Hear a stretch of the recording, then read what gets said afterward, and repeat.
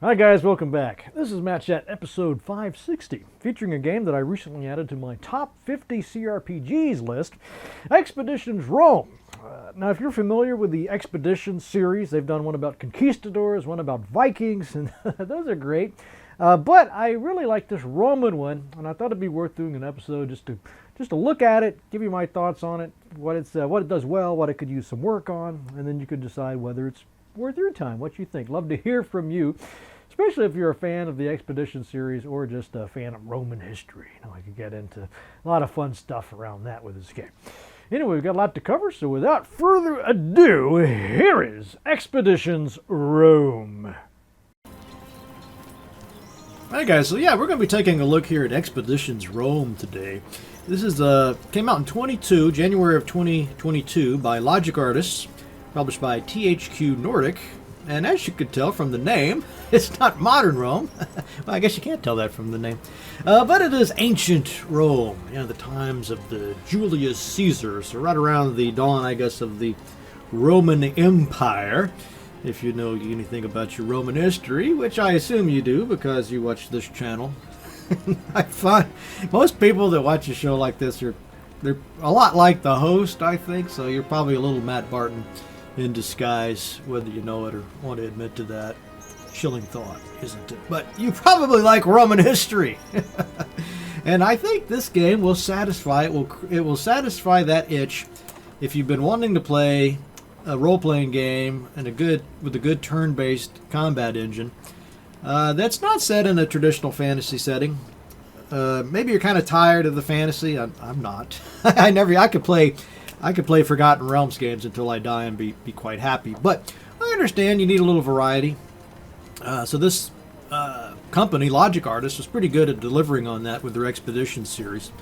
I'll show you some of the other titles that they've done in the past. They've got one called Expeditions Conquistador. Oh boy. Yeah, I was just reading that they caught some criticism about Rome with this Roman game because they didn't think it was sensitive enough. Well, don't even think about this 2013 game, Conquistador. But no, it's I enjoyed this one too. I think they've made some substantial strides since then. But again, it was just so unusual to have that setting in Hispaniola? I don't even know how to say that. But anyway, it's just an interesting time setting for a game. And yeah, I guess it was controversial subject matter, but you know, it's good to have variety. And then they got this Expeditions Viking game, which I really like this one because I love Viking history too. So that was good, but I think, and you can debate this. I've already got some folks chiming in saying I'm dead wrong. Expeditions Rome is the worst of the series of Expeditions games. You know, okay, you know, I've played them all. I just really like this Rome game the best. So that's the one I'm going to be talking about. But if you really love this game and you just hate Rome, check out the other ones. You might like those better, sure. Let's see what else I wanted to say. Yeah, so unfortunately, this Logic Artist company, which is based in Denmark, I believe, which makes a lot of sense then that they'd be doing Vikings. I'm not so sure about Rome, but yeah, I guess Denmark came in contact, of course, with Rome quite a bit. Not that that matters anyway. But the sad news is, I guess this game didn't do very well because they ended up getting disbanded, and then they got into this NFT blockchain shite, for lack of a better word. I don't know. Maybe this thing is going to be... Is this the game?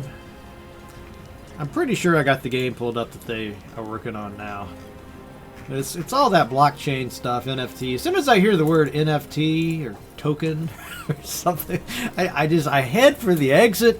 I don't want anything to do with it. You know, I've had a couple guys on doing stuff with that, and just it always seems just a few inches away from just an outright scam or exploitation scheme of some sort. It's just something kind of hinky about it.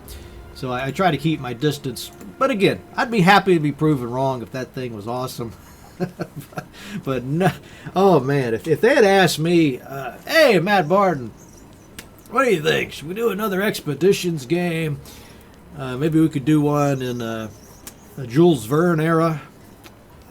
Maybe we could look at another. Maybe we could do one in. Well, this one's kind of got ancient Egypt in it already. But anyway, maybe they could do one about the Aztecs or something. I say, yeah, that sounds awesome. Would you rather just do that or an NFT game? Look, I don't care if it's Expeditions Restaurant Bonanza, Expeditions Golden Corral. I would take that over some NFT thing. So that's just my opinion, but we'll see how they go. Okay, you can pick this up on Steam, I guess, here for $44. Surely it's on. Let me check GOG real quick. Let's see if you get a discount there. So let's see, if you buy it on GOG, it is $44.99. You know, it's almost like they're matching prices. So I don't know. You want to wait for a Steam sale? I think it's. I don't mind paying $45 for a game. It's still kind of in the middle. I guess it's a little bit older, but if you buy this, there's. I don't know if I have it here since I already bought it, but there's a bundle, I believe, where you can get this Rome, Death or Glory DLC, which I think is well worth it. It's nice content. You want to go ahead and get it before you start playing the main campaign because it integrates quite nicely. And I had a lot of fun with it. I thought it was great. Not life-changing. I mean, it's not life-changing. You're not going to just love or hate the game based on this.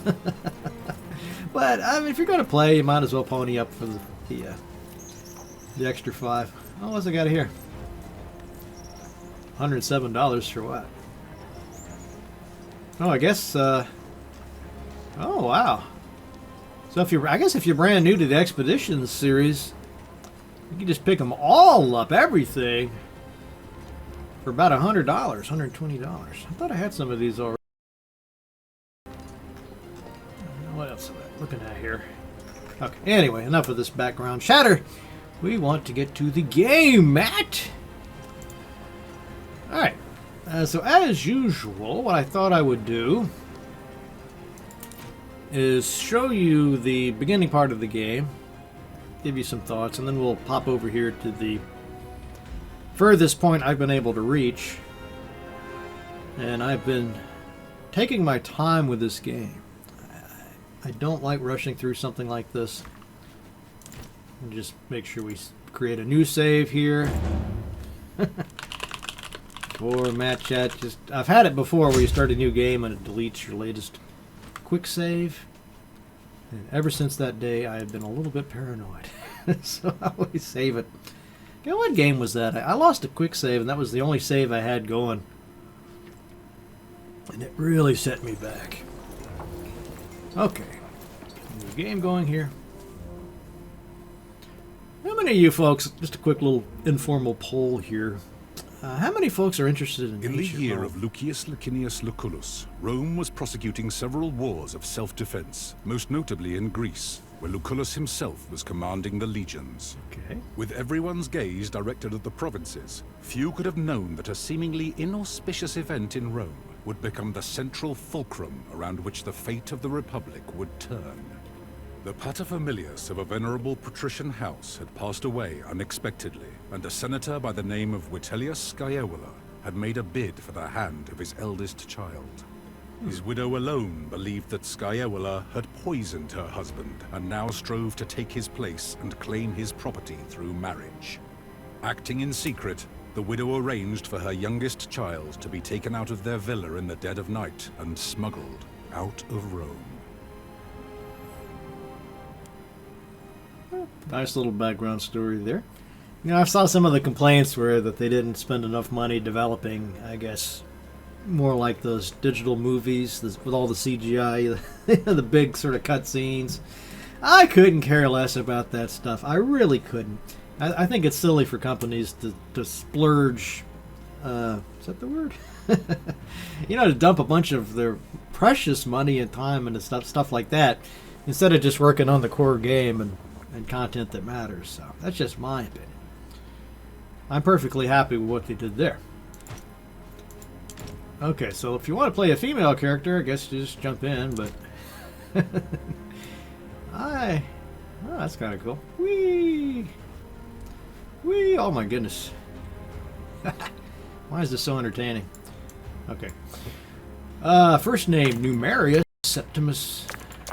Oh, I guess you could create your own. Let's just go with that. It's fine. Got a couple of portraits. You know, I know I've mentioned this before in these games. I've never understood this business with the portraits. I mean, why do you have these custom portraits instead of just making it automatically match this thing you're working on over here? See, like if I change that, oh well, I guess it does update the portrait. Well, it's not doing the faces, so just the... What about the hair? No.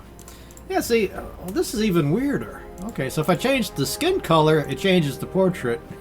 But if I change the hair, it just leaves it the same. Ah! So it's like I'm trying to match that portrait down there. I don't... Okay, I don't think there's anything else to worry about there, so we continue. Now this is fun. So if you are a student of rhetoric, ancient rhetoric, you have come across these appeals before. We call them in rhetorical studies. I'm going all professorial on you. How you like that, huh? I'm going to charge you tuition, buddy. Anyway, in rhetoric, these are about how you persuade somebody. So the ethos is like appeal to your authority. Hey, I'm an expert. You should listen to me. Or I'm the president. I'm Julius Caesar. You've heard of me. So you got that kind of appeal, appealing to your credentials, I suppose. Logos is being like the logical arguments. Spock, as you'll always use as my example there. So if you watch the original series Star Trek, you know how Spock was like the logical one, and Bones, McCoy was like the emotional one, so pathos, and then Captain Kirk was like the ethos, because he's the captain, right? He's the authority figure, he's the leader, and he's people depend on him, and so on and so forth. So I love that they integrated that into the game. It's the first time I've ever seen it in a role-playing game. But I think they could have done more with this. It comes up in the game here and there. But I thought this was pretty cool that they did this little bit of research. So I think I did ethos for my first play. So maybe I'll try the... maybe I'll try pathos. Be like Dr. McCoy. And see how it goes. Alright, so now we have... what are we looking at here? I guess it's the difficulty. Wow, so I mean, again, you got to hand it to these guys. And I've seen them criticized for inaccuracies in their historical research. Oh, whatever. You know, what do you expect? You know, total fidelity to history? I mean, even historians can't agree on everything. But I will give them credit for putting so much attention to detail. I mean, this could have just been a little selection, right? Easy, normal, hard, insane. But instead, they actually try to wrap some lore into it, make a theme around it. So Pompeius, Caesar, or Geyser, or however they say it in the game. I did Caesar level before. It was fine. Maybe a little bit actually too easy. So I might actually, if I played it again, I might want to go Pompeius. But since I'm doing a video, I don't want to make it too hard, because then if I suck, I'll just get frustrated and you won't want to buy the game. Although you'd probably find the video more humorous. Alright, combat death. What is this? Yeah, we can leave that on because we'll reload. Oh, we could go Iron Man. You know, this is the sort of game where I suppose this might work. A lot of the characters are replaceable fairly easy, so it wouldn't be the worst thing to go Iron Man mode, but we'll leave it on. Okay, I'm not sure what that is. Pacification encounters are mandatory combat missions that require the use of non-story Praetorians. Oh, yeah, I know what this is talking about. I would leave that on, actually. I think it's fun to manage the Praetorians. But, you know, I don't know what kind of people Am I just so weird? I mean, I guess there's people out there that just really hate managing the Praetorians and just want everything done for them. Did you hear me, Domine? I mean, why are you even playing a game like this? But your mind seems somewhere else. Okay, so we'll do a little bit of the story here. So I think at the start here, man, it feels like years ago since I played this intro. That's a sign that's a pretty good game, right? Alright, so I think this guy is Greek, like our Greek tutor. The family tutor, so he's kind of a slave, or in a way, but we'll see. It's a little more complicated in ancient Rome. We don't think about, or they didn't think about slavery quite the same way we do today. Let's see. I'm sorry, old friend. I guess I'm still thinking about what happened. Our departure was very sudden, I know. But do not dwell on the past. Better to focus on what's coming at you.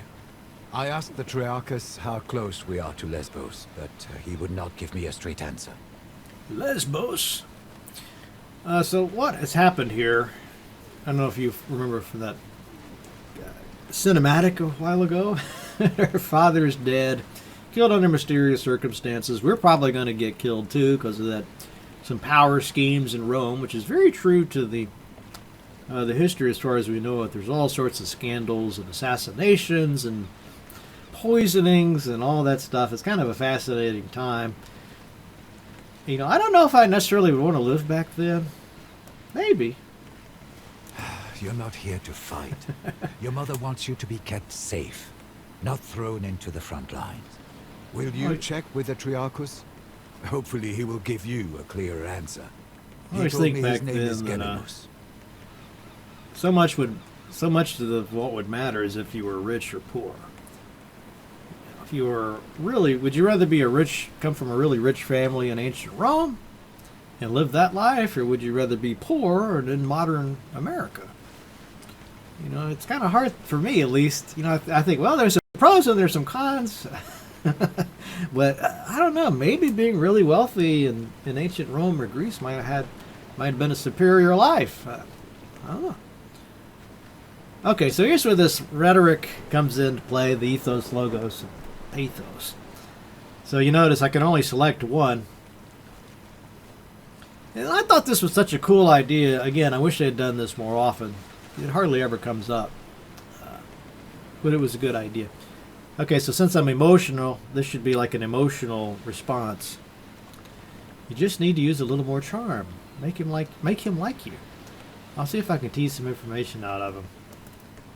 Putting on the old charm. You do have a way of speaking to people's emotions. Yeah. I'm sure he'll be more helpful to you. You should also go and thank Quintus Aquilinus. I do believe he saved our lives with his timely appearance at the villa. Yeah, Quintus Aquilinus. I love these names. I don't know how to pronounce about half this stuff. I wish that I had taken some Latin, or maybe even some Greek in college, just so I could forget it all and feel like I just totally wasted my time. But I don't know. You know, that used to be a requirement. Every college student had to take Latin and Greek. You found your silex quickly, though. You weren't really considered educated if you didn't know at least Latin. At least Latin! Come on, what are you, a barbarian? And we're not talking about ancient times either. Maybe like, you know, as late as like the 1800s, maybe even the 1900s, there are probably places where you would still take a lot of Latin. Okay, so this queso guy is the cheesiest of the You handle the Romans. sea better than most. I'm glad. You are not my subordinate. Please, call me Kaiser, if it isn't too familiar. Kaizo. Call me Kaizo. Ah, she did not keep you apprised. Your mother has secretly been making arrangements with the consul. You are to join his command staff Yeah, as we'll tribute. skip You'll have very some little stuff. response. You will not see combat, nor will you make any important Excellent decisions. stuff. You'll be safe, as your mother wanted. I'm not here to be kept safe! That is certainly not what your mother wants for you, but I admire your courage. Talk to the consul about it. Well, it's best if you don't act too familiar with him in front of him. Yeah, we got to think about our dignitas, our gravitas. You're this fancy Roman, you know. You got to be somewhat aware of the social stratification. Dead. Shh. Keep your Turn voice this down. volume down. I can't. What is he looking His for? voice is too loud. Okay, He's so been here's like this this guy all got morning. Gaius. You know him, right? Oh wait, no, that's me. Wait, no, it's not. Where am I at? Solway. There we go. Sawway. So this is a familiar figure from ancient history. I am not anybody's man. I am Gaius Julius Geyser. Geyser. Yes, next time I'm in a restaurant, I'm going to be like, yeah, bring me the Geyser salad. Like, you mean the Caesar salad? Geyser! Geyser, with some croutons. Alright. So I'm going to skip some of these dialogues. We can get into a little mini quest with him, but I want to get further on. Especially when we get to the combat, because that's what I like to talk about. Oh wow, we're like really going slow. Alright, so this is the captain of the ship. Look at me when I talk to you. I'm watching the sea. There's something. Okay. It's a very fine galley you have here. Oh, I will almost be sad to step off it. Oh. Ah, thank you. I work hard to keep her in good condition. We should be at our destination just after midday, so please enjoy the rest of your journey. Wait, What is a it? ship. They're headed straight towards us. They're gonna ram. Get your father's weapons. Let's see if you can actually fight. What, are you questioning my ability to fight? Check this out. This is all accurate. Like the ramming of the ships and breaking of the oars and all that. Again, I'm not an expert on the period. I'm just somebody that's watched a lot of podcasts and shows and movies and read a few books like Gibbons. But as far as I can tell, this is this is about as accurate. Nothing struck me as like being, whoa, that's dumb. Or that is a terrible anachronism. You know, maybe they're here and I'm just not smart enough to know. Okay, so let's break down what's going on here, because this is obviously the most important part of the game, at least in my opinion. If you don't like the way the combat works, you're probably not going to like the RPG. So they've got fancy names for all the classes. Not too crazy about that. I mean, you learn it eventually, but you basically have your ranged characters. Then you've got your sort of in-between range characters, I guess you could call them. They've got like a pike or a staff, so they get a little bit more reach, but they're not frontline fighters like your tank here. Keizo. Notice he has a shield. I think at this point we don't really have a class yet for our main character. So I'm just going to do this. See where our bad guys are. Yeah, you have to hold down the Alt or hit the Alt key to see the bad guys. You can sort of see how we're laid out here. Actually, I might kind of do this maneuver. I might do it kind of like... Actually, let's do it. No, not there. I want to protect my archer. Okay. So you don't always get this little phase here, but it's nice when you do. Oh, I should actually read that. What is that? Maybe I can look it up in the codex here. Operation phase. There we go. So the diamond is the attack action. And the green dot represents movement points.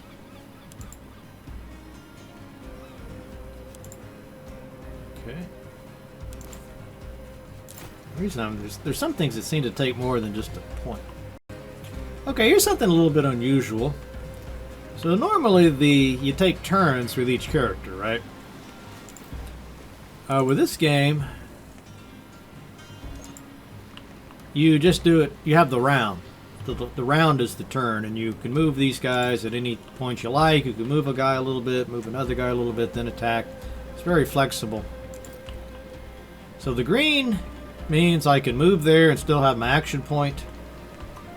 If it's got that red tile, red hex means they'll get an attack of opportunity on me. Right, so far so good. And then some other weirdness is with these skills. So I don't, unless I'm just totally off kilter and have no clue what I'm talking about, which I wouldn't be totally shocked, you don't really have a default attack in this game. So there's not like just a default Gladius attack. Instead, I always have to be using these skills. And these, the different weapons and shields and things will have skills on them, on the weapon. I can't... Yeah, I can access that here. So like this just has a slash. But if I pick up another sword, it might have different skills on it. And then I got my scrotum. I'm sorry. Scutum. It's kind of weird to use your scrotum as a scutum. Probably be self-defeating. Yeah. Alright. So the shield is also a weapon, which I think is a good... Always love to see that. Not just defensive. Okay, so we could move him first. We could move the archers first. Whatever we want to do. So you kind of have to put a little thought into combos, which is... I think the best part of this game is you really have to think about your guys, for lack of a better word, synergizing. So like this ability here, the aim shot applies something called harry to the enemy. And then there'll be, excuse me, maybe I could find another weapon or another skill on another character where you get a bonus if you attack a harried character. I don't remember seeing that before, but that's just an idea. There's a lot of, if you get somebody bleeding, there will be a lot of different abilities that, maybe you do a little extra damage if the character's bleeding. The problem with an archer is, if they have a shield, it gets deflected. We'll talk more about that in a second. So basically, you don't want to use your archer against a guy with a shield, because you'll just lose that, lose those points. Okay, and then the little arrows above their heads are... How do we get that to pop up? Yeah. So those are the guys I can hit without moving. Well, let me circle to it, but you see it there. Okay, so I could do the interrupt. This is your best ability for an archer. I love this. So what this does, and we can get some perks and bonuses on this later. We'll talk about that. But instead of just shooting right away, I just pick a zone, and if they move into that zone, they get attacked. So I'm going to do that, and you can see we can... The reason I like that ability is that later on we can find ways to double and triple the amount of interrupts they get. So I've actually got to... I've been in battles where I had the one archer lady, and she got like 6 or 7 kills per round. You're doing good if you get 1 kill per round with these other guys. So that is definitely something to consider. Start planning for that. Whenever you have a choice with an archer, make sure they get that interrupt ability, at least in mine. Okay, so we got the archer good to go there. Let's see, we've got our own character here. Not much we can do. Then we got our reach guy here, Cineros. Now, if you notice, he's got an ability. He's a really good character, by the way. But he's got something called the concussive strike that will apply weaken to enemies, so they'll do less damage. Plus, he does some armor shredding. So what that is, these guys don't have armor on, I don't think. But if you have a well-armored character, they'll have these yellow points that you have to get through before you start doing damage to them. And some things, really, the armor's kind of hard to get rid of sometimes. So you want at least one character with this armor shredding to help you deal with that. Like I say, it's not going to apply here. And he's also got this skill, which is a whole different set of cool stuff you can do. But this, again, it'll cost us our action point to use it, which sucks. But we can just give everybody 2 extra movement right now. So you want to make sure you're in a good position. But I don't really necessarily want to charge, so we won't deal with that. Okay, and then we got this guy. And I just looking to see if anybody has... Yeah, none of these abilities really have an option to do more damage. I'll get Julius Caesar's the archer. So it doesn't really matter at this point. So we can just go in. Now this guy can do...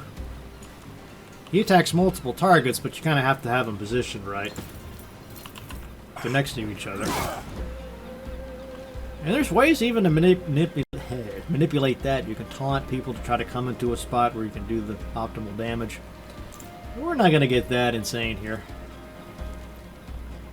Okay. Yeah, let's put our guy over here. And we've got this guy.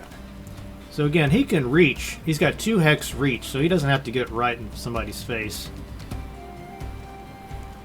So maybe we should weaken this guy since he's on my character. Okay, so here's something interesting again. So much interesting. So if I kill this guy, if I kill somebody with a pawn as an icon, what that means is that I can move again. I get my action point back. They call that untrained. So it's a cool thing, but it's even cooler if you factor in, like, okay, if I kill him and get my point back and have enough movement to get over there and hit that character, you know, that's the sort of math you're doing. So let's just see if we can pull this off. I'll see if I can hit him, kill him, and then in the same round. Yep, yes, I know that. It's just explaining. So I can't use that skill again. So this is what I'm telling you. This is like some of the weird stuff for this game. So you can only use the skill once per round. There might be exceptions to that. But like I've only got 2 skills here to work with. And then after that, I couldn't do anything else even if I had more action points. I guess I got this. There's usually at least one thing you can do. But that might be yet another reason why that interrupt is so cool. Okay, so this guy doesn't get an opportunity attack. I'm not sure why. But okay, let's just see if we can attack him. So I still have my action point. But the only thing I have left to do is that. Now you might say, well, am I just wasting the action point if I don't use it? And that depends. There are some skills, some situations where you get a little bit of bonus if you have an action point left. Let's just try it here and see what happens if I just waste it. You have an unspent action point. I think I just wasted it with that character. But other characters, it'll say things like if you still have an action point at the end of your turn, you get to hold on to it, and you have 2 actions next turn. You can automatically dodge or retaliate. Who boarded with us? Up there! So there's a lot of little fine minutia. The value of an He's the best impressive game. entrance. Yeah, that guy's awesome. But it really can't get that granular. This is even on normal difficulty. If you really wanted to play it on the hard difficulty, you really want to zero in and focus on that. So he's a really strong character, but he's down to 3. So we got to be careful what we do here. And my interrupt, I don't think did he even fire? I'm not even sure he fired. So let's just try the... I wonder why that didn't work. Did I just miss it? Let's try it again. Try to keep an eye on it this time. But he should have taken a few out, or at least damaged them. Okay, punch. Slash. Okay, see, that would actually hit my own guy. Let's see what else I can do. I think this would be the best way to start. Yeah, because I can get 2 of them. Let's try that. Okay, he didn't kill him, but he weakened him enough. And let's see if I can finish one of them off here. Maybe. That's an iffy one. I'll go ahead and try. Maybe I'll get lucky. You're deadly with that thing. I've lived Status other effects lives apply to before this character will one. show up in neutral tab. Okay, let's just tell me about my status effects. So he's weakened. 50% less damage, but I didn't quite kill him, so I don't get my extra move.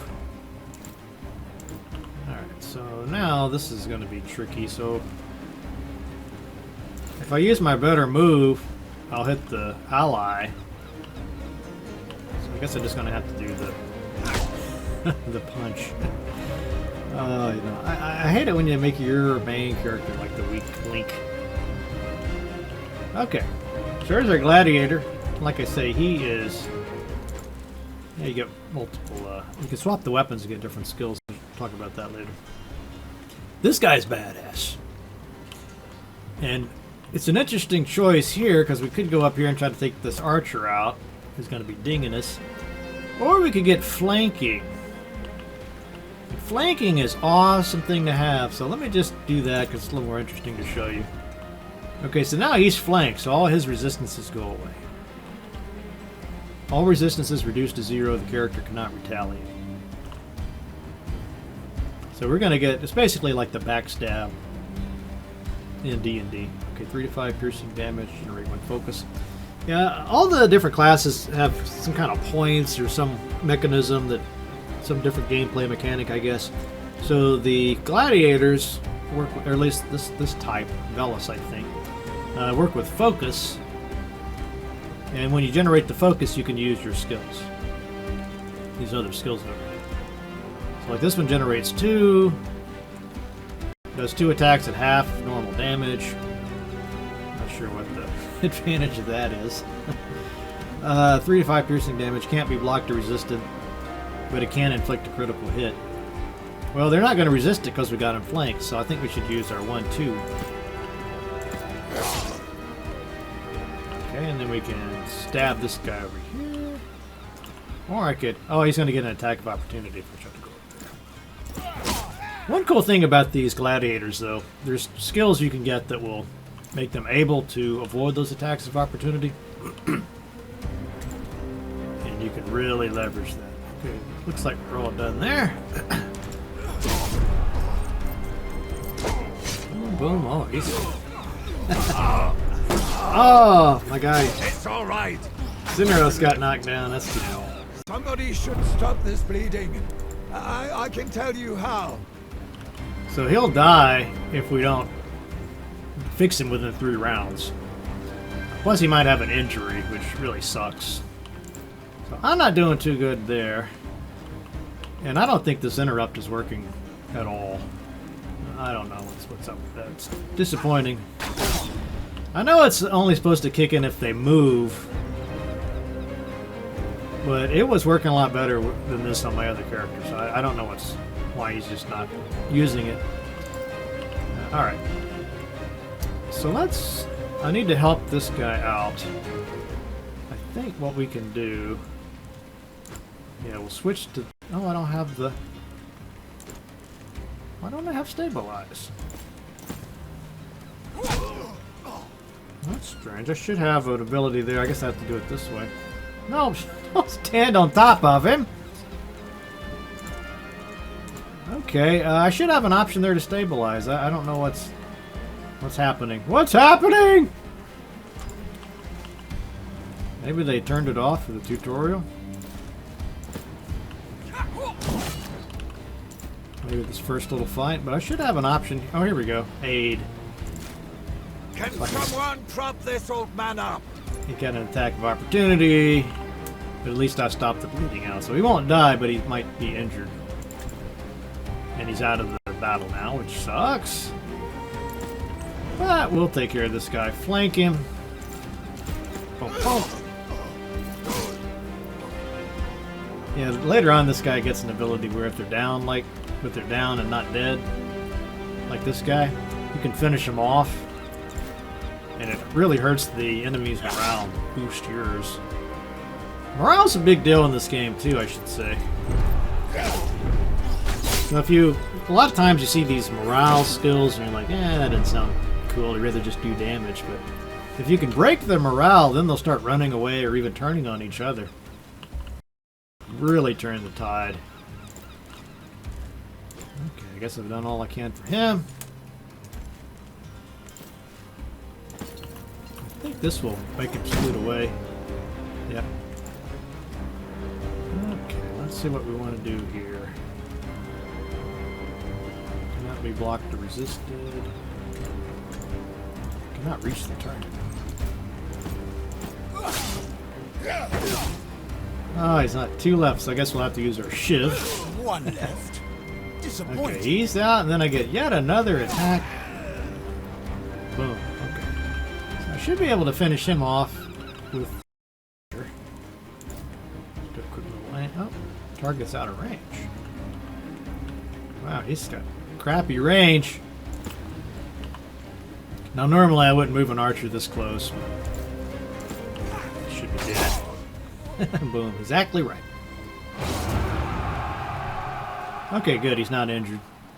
Sometimes when they go down like that, you'll have a minor or light injury or even a severe injury. Back to Neptune's And then you got to take him out of combat for a long time. The Triarchus run us straight into the pirate ambush, Spearman. Allow me to execute him right here and right now. Yeah. This traitor must be working with them. So this is our first sort of moral dilemma. High-stakes decision. Role-playing exigency. So we have to decide, did this captain set us up?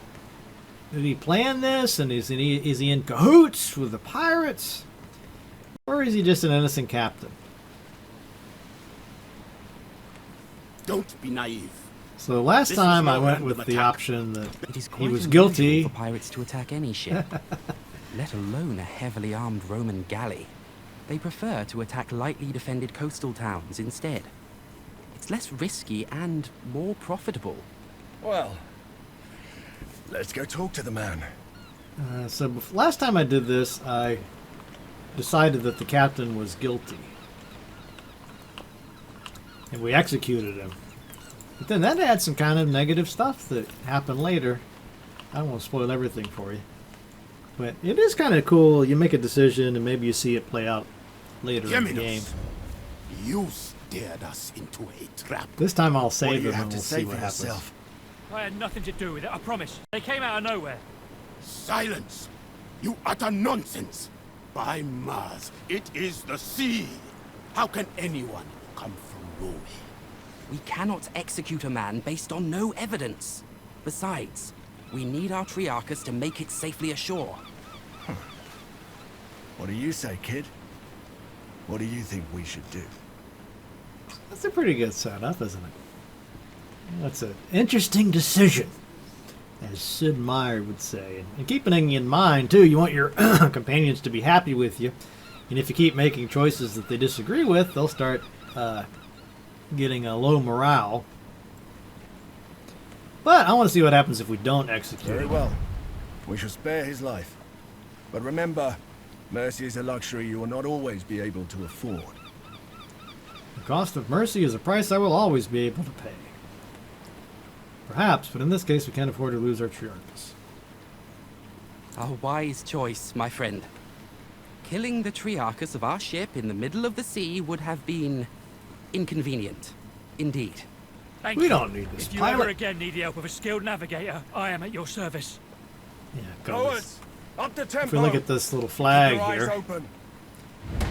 So some of the party approved, thought I was the nice guy for doing that. But other people thought I was, I guess, naive or even stupid. Or weak. So we might want to keep an eye on that. Alright. So that's the intro done. Let's go ahead and get a little further. So we got a class. And I guess we got 5 options here. And like a problem with a lot of these games, and something that I don't really know what the answer is. You know, if you're not going to be able to create your own party from scratch, which I guess you could sort of do in this game, you do have these close companions.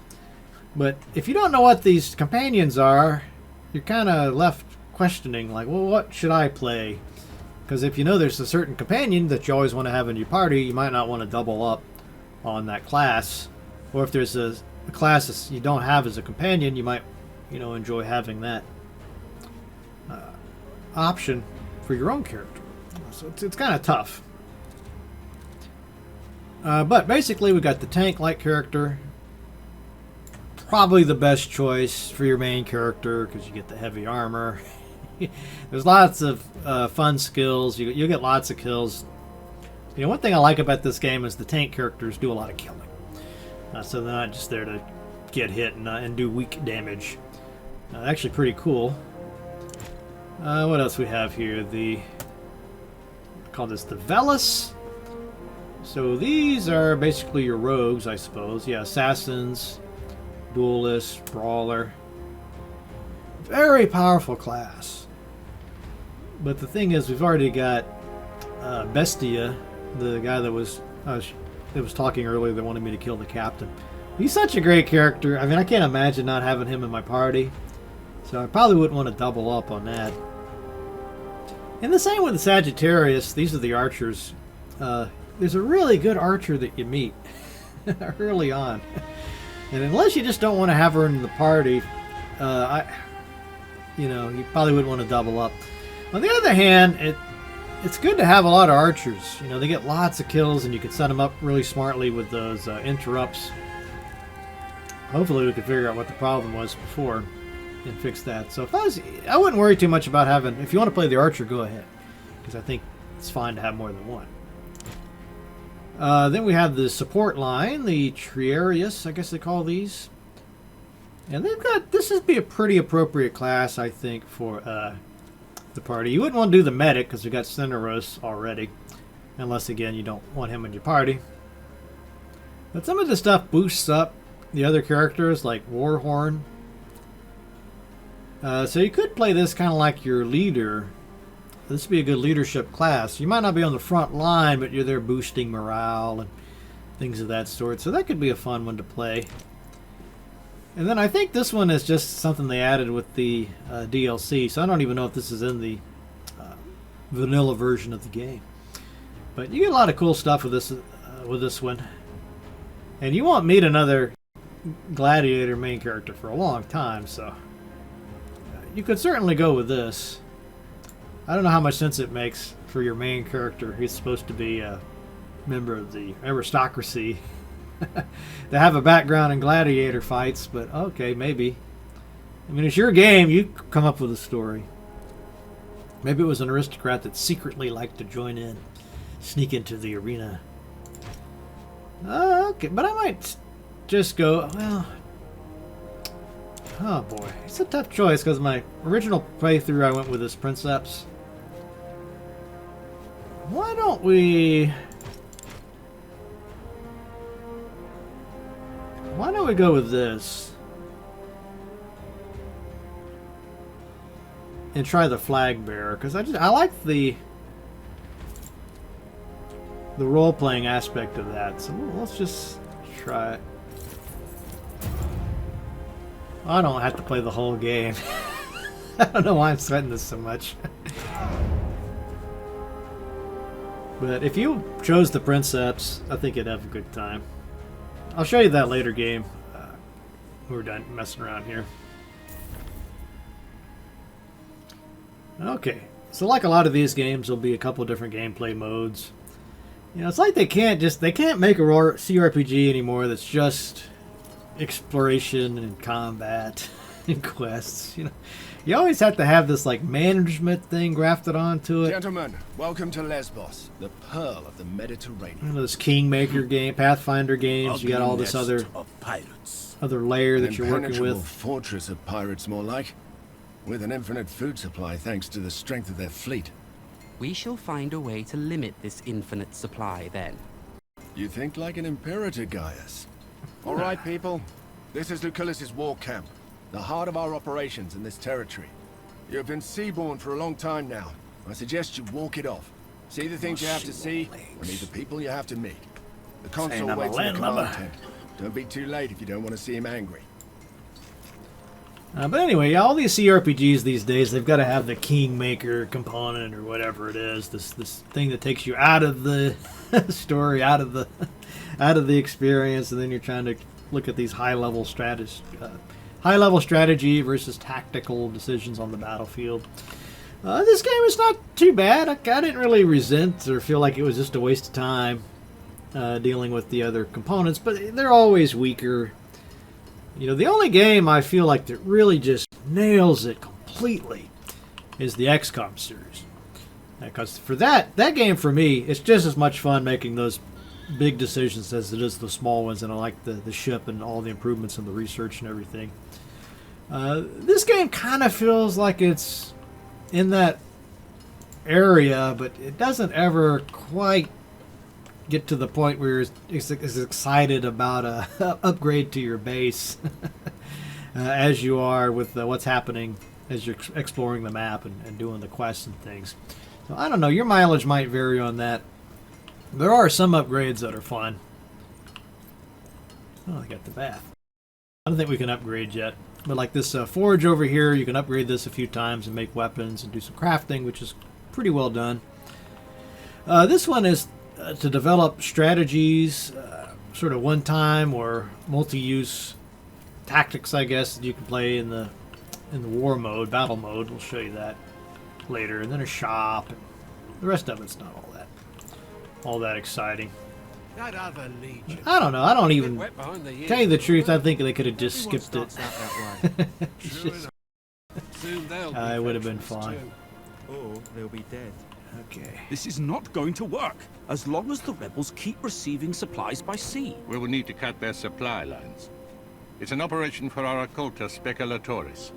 By Jupiter, you sure have... Quite unassuming, but full of potential, I guess. Full of potential. Prime material for the speculatores, if he can prove himself.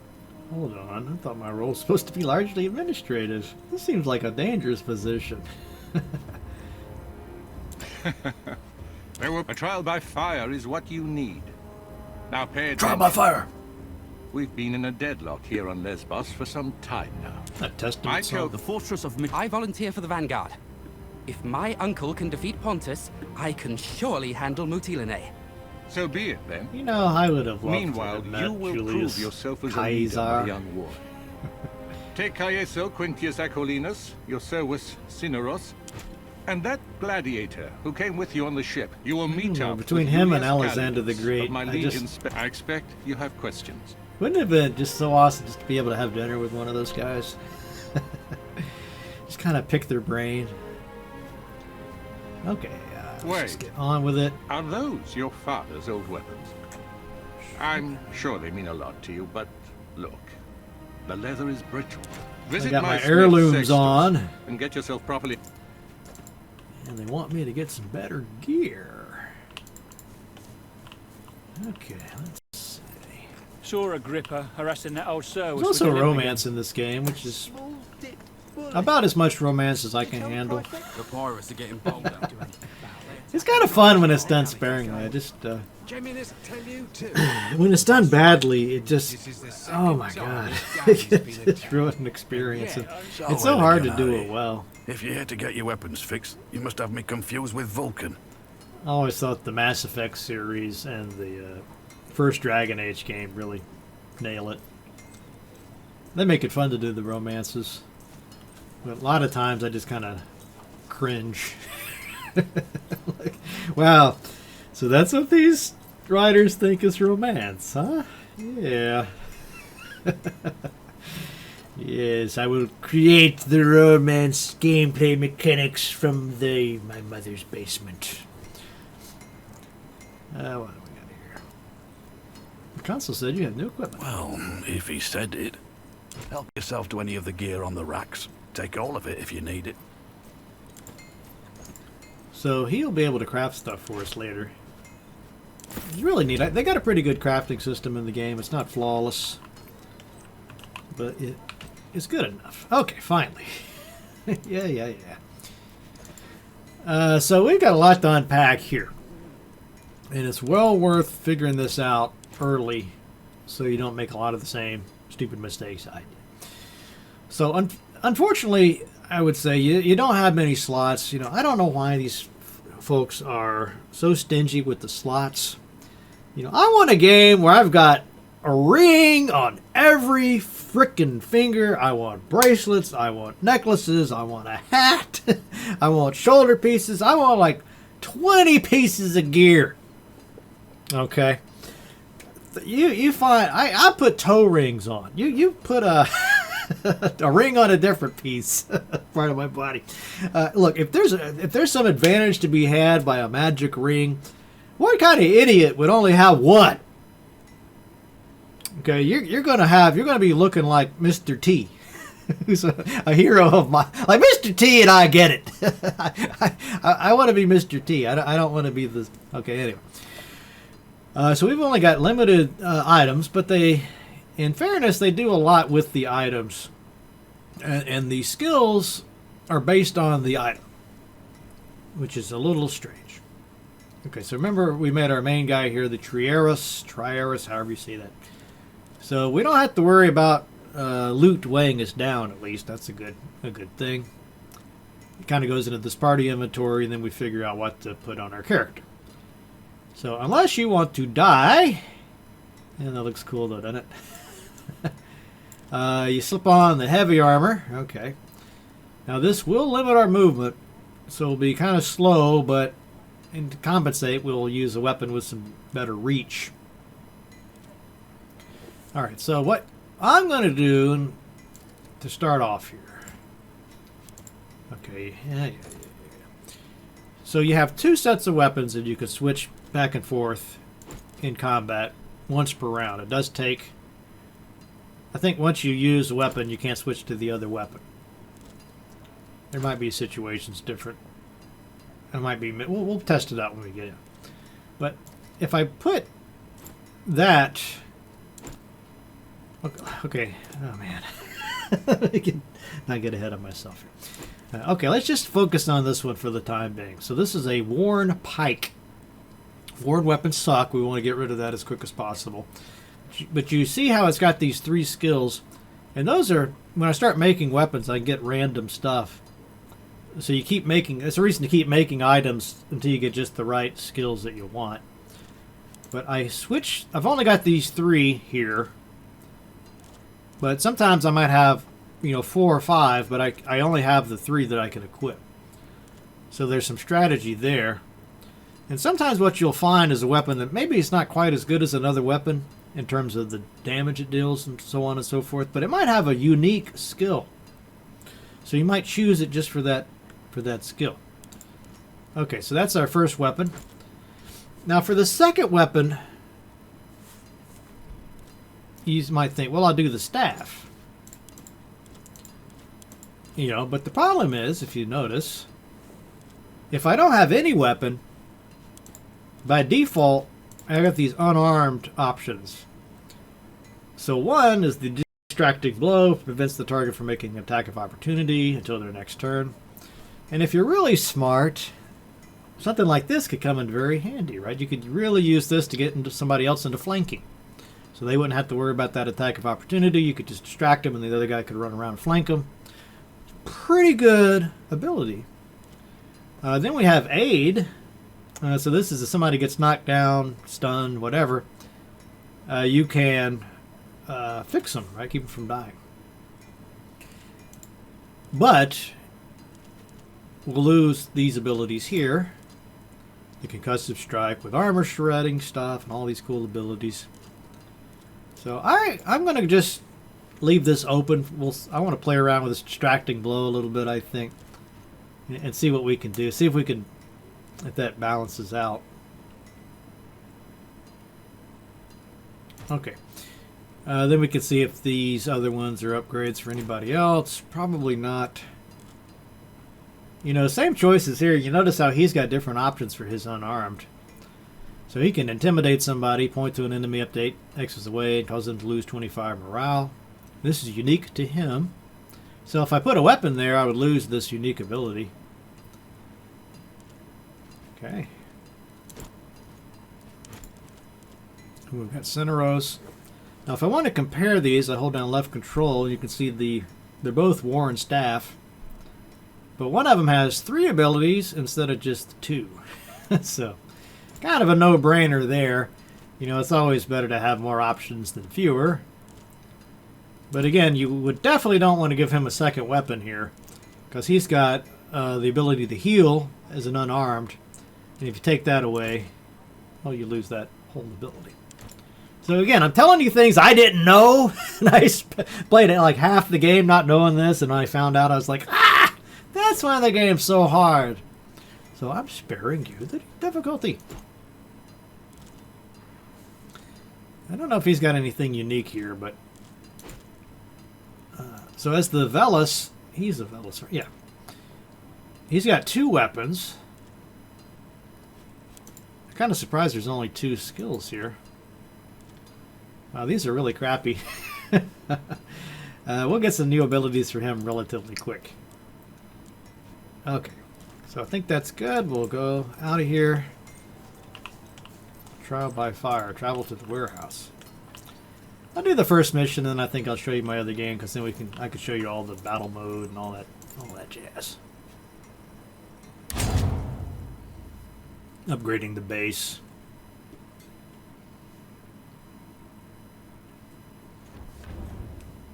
Alright, let's see, where are we here? World map, yes sir. Event timeline. Rations. You know, maybe if you play it on hard mode, the rations and stuff might come into play, but I never really had trouble with anything but money. Oh, money. There's never enough of it. Let's see, where am I at? I don't think I got control of my Legion yet.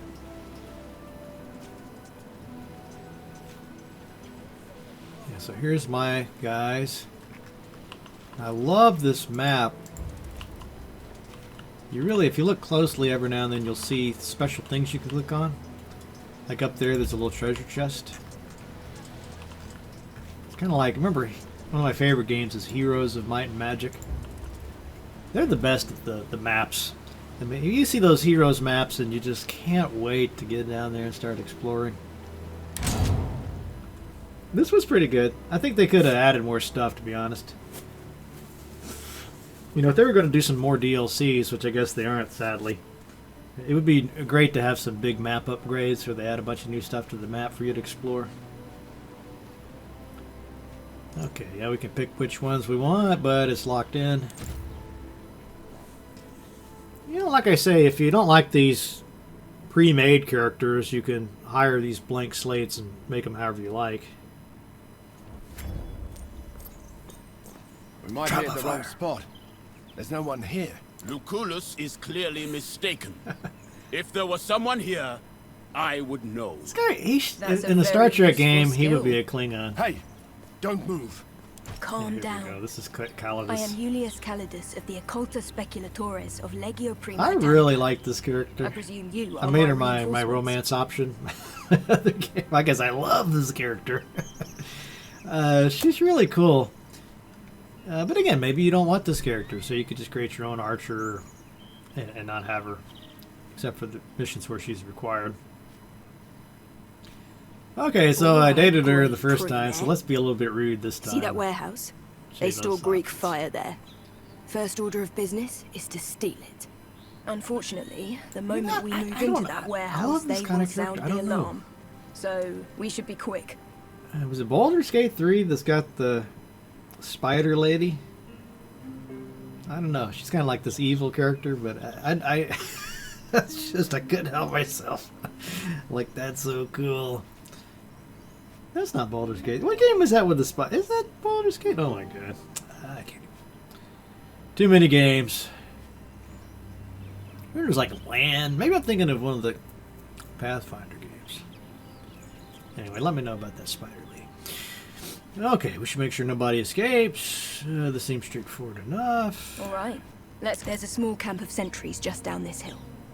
If we hit them first, they won't show up as... Then the ones inside the warehouse will hear the fire. You have touched the matter with a needle. So lots of little tactical decisions like that. You know, do you want to kind of fight a little group of them and fight the other ones in a different fight? Do you want to just take them all on at once? Now also, this is something that's a little bit tedious. I don't know, is it tedious? Is it fun? But sometimes if you take the time to really explore the map, you'll find little secret stuff. And some of it is really, really tiny. And I got the outline on. But I think there's even stuff that's not outlined. Or if it is, it's just a tiny little thing that's very easy to miss. But I always love exploring the map all the way. You know, like this gray stuff here. We might find like a chest or something. If you really explore it all the way. I wish I could make these guys move faster.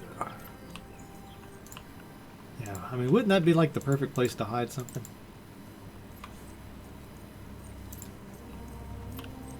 Now again, I feel like they could have put more content in the game. It's sometimes, and other people I've read have said the same thing, it feels kind of underdeveloped a little bit. Not too bad. You know, not awful, but, you know, it feels like there should be more stuff sometimes. Like why have all this? You know, and then not really have any reason to go there. Oh, there's a chest over there. Okay, so there is a chest there. But doesn't it kind of look like that should do something? You know, like that. Maybe they were thinking, oh, we'll have it so you can mess with it and it'll raise up and come back down and be a little platform. Ah, we're out of money. We got to get this game out the door. Screw that. You know, there's stuff that like that in here. Now, this is the part of the game. If there's one thing about this series, and it's not just this game, it's the series, they make clicking on loot, I don't know what, some weird glitch sometimes where you're clicking on it and it doesn't seem to register. It's like the collision box or the hit box is off somehow, but it can really get frustrating. And I don't know, it doesn't seem like it would be that hard to fix something like that, so it just amazes me that it's been in all these games and all these updates. Okay, so I got a Talisman of Athena 1. It's a good talisman, but you notice it gives me extra movement, which would be great for my guy, but it also gives 3 focus maximum. And that's grayed out because this guy doesn't use focus. So the only guy I have that would benefit from it is my Phallus here. So what that'll do is let him build up and store more of his focus points, which is, of course, pretty good. So you got to keep an eye on stuff like that, you know. Some stuff will have, if it's got accuracy, that only applies to archers. Of course, focus goes with these guys. If it's got something to do with retaliation, you know, that'll go for your gladiator. Okay, I guess we cross that out. Usually you get pretty good banner with these characters. Another reason to have the pre-made party, or the pre-made characters in your party, because you get the little banter. Okay, so there's another chest. Oh, I activated it. Roman soldiers! They're here to steal the fire. Dwarves! Keep them away from those jars! Me telling it depends on us! Yeah, some Greek. I know I've got some Greek match chatters out there, so you have to let me know how accurate that is. My father-in-law is Greek. Okay.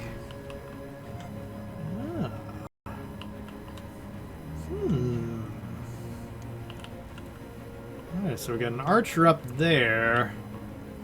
So I'm going to try to get to him. Got Cineros here. It's good to keep him close to your... Not on the front line, but close to it. You know, the problem is I got these guys that are going to flank me here. That's not optimal. That is suboptimal. Put her there, I guess. I guess that'll work. So let's see about this gladiator.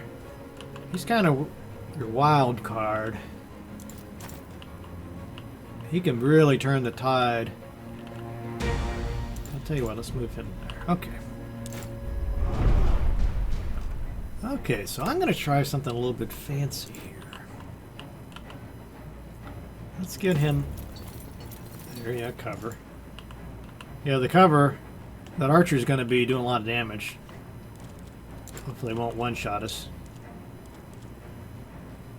Okay, bracer block. Intimidate. Oh, I didn't do what I wanted to do. Okay. I wanted to use this distracting blow. So let's bring him here. Distract. Okay, shields can block a certain amount of energy every turn. Okay. Oh, that sucks. So I guess it didn't work because he's got that shield. So it just deflected my attack. So that's not cool. It looks like I'll still be able to do my flanking. Okay, he's flanked, so now I can just stab him with impunity. Focus. Focus, right. So he's only got 2 focus, and I need 3 for that, so, okay. Well, I guess we're all dogpiling on this guy. So it's just a question of, he doesn't have armor. So I could use my reach so I don't have to go all the way over there. Glory strike for a feeble old man. What did you Oh, did I accidentally attack? Oh my god, let's just read. I'm gonna reload this. That's just too sucky. Let's reload this and do it right. I accidentally hit my own man. You know, you should never. Shouldn't you have a little pop-up that says, "Hey, you sure you want to do something this stupid? Are you sure?" Okay, so he's got a shield that we have to take care of first. Right. Is there anything that's going to be useful with that? Okay. Some of the stuff will take out a shield, but I don't see anything here.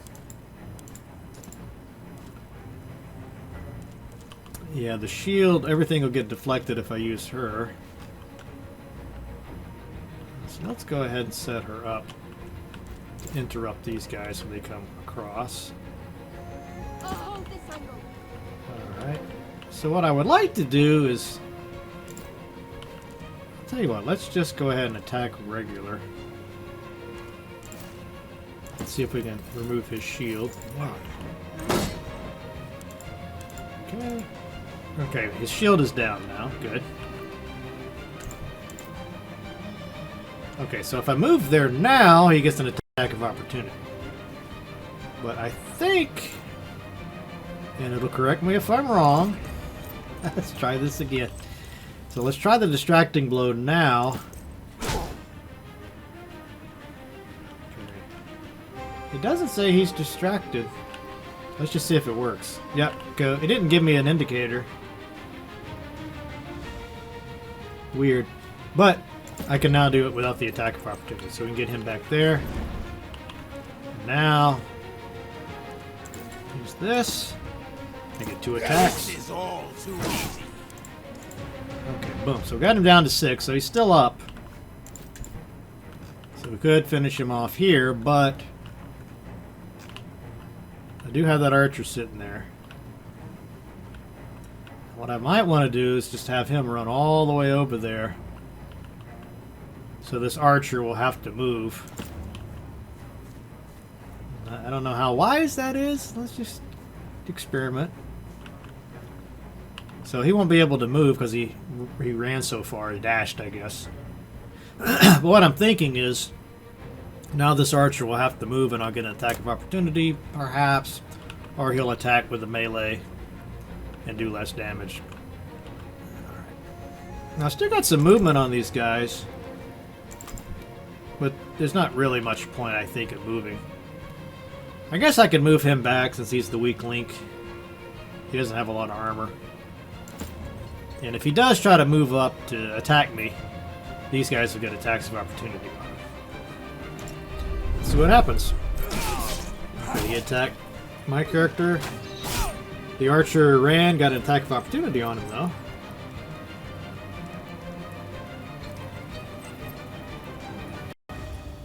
So he decided to take that attack of opportunity to do his archery attack. I should be able to get him this time. Okay, yeah, we got a lot of archers. Oh, see, there was the interrupt. Now it's working. You saw it. I think she only gets 1, though, at this point. But as soon as we can, you want to get her upgraded, because she can do lots of them. You get her fully maxed out, she can take out 3 or 4. Alright, here we go. Now I've got him there. He's only got 5 health left, so I should be able to finish him off. I think I can just do my regular attack on him.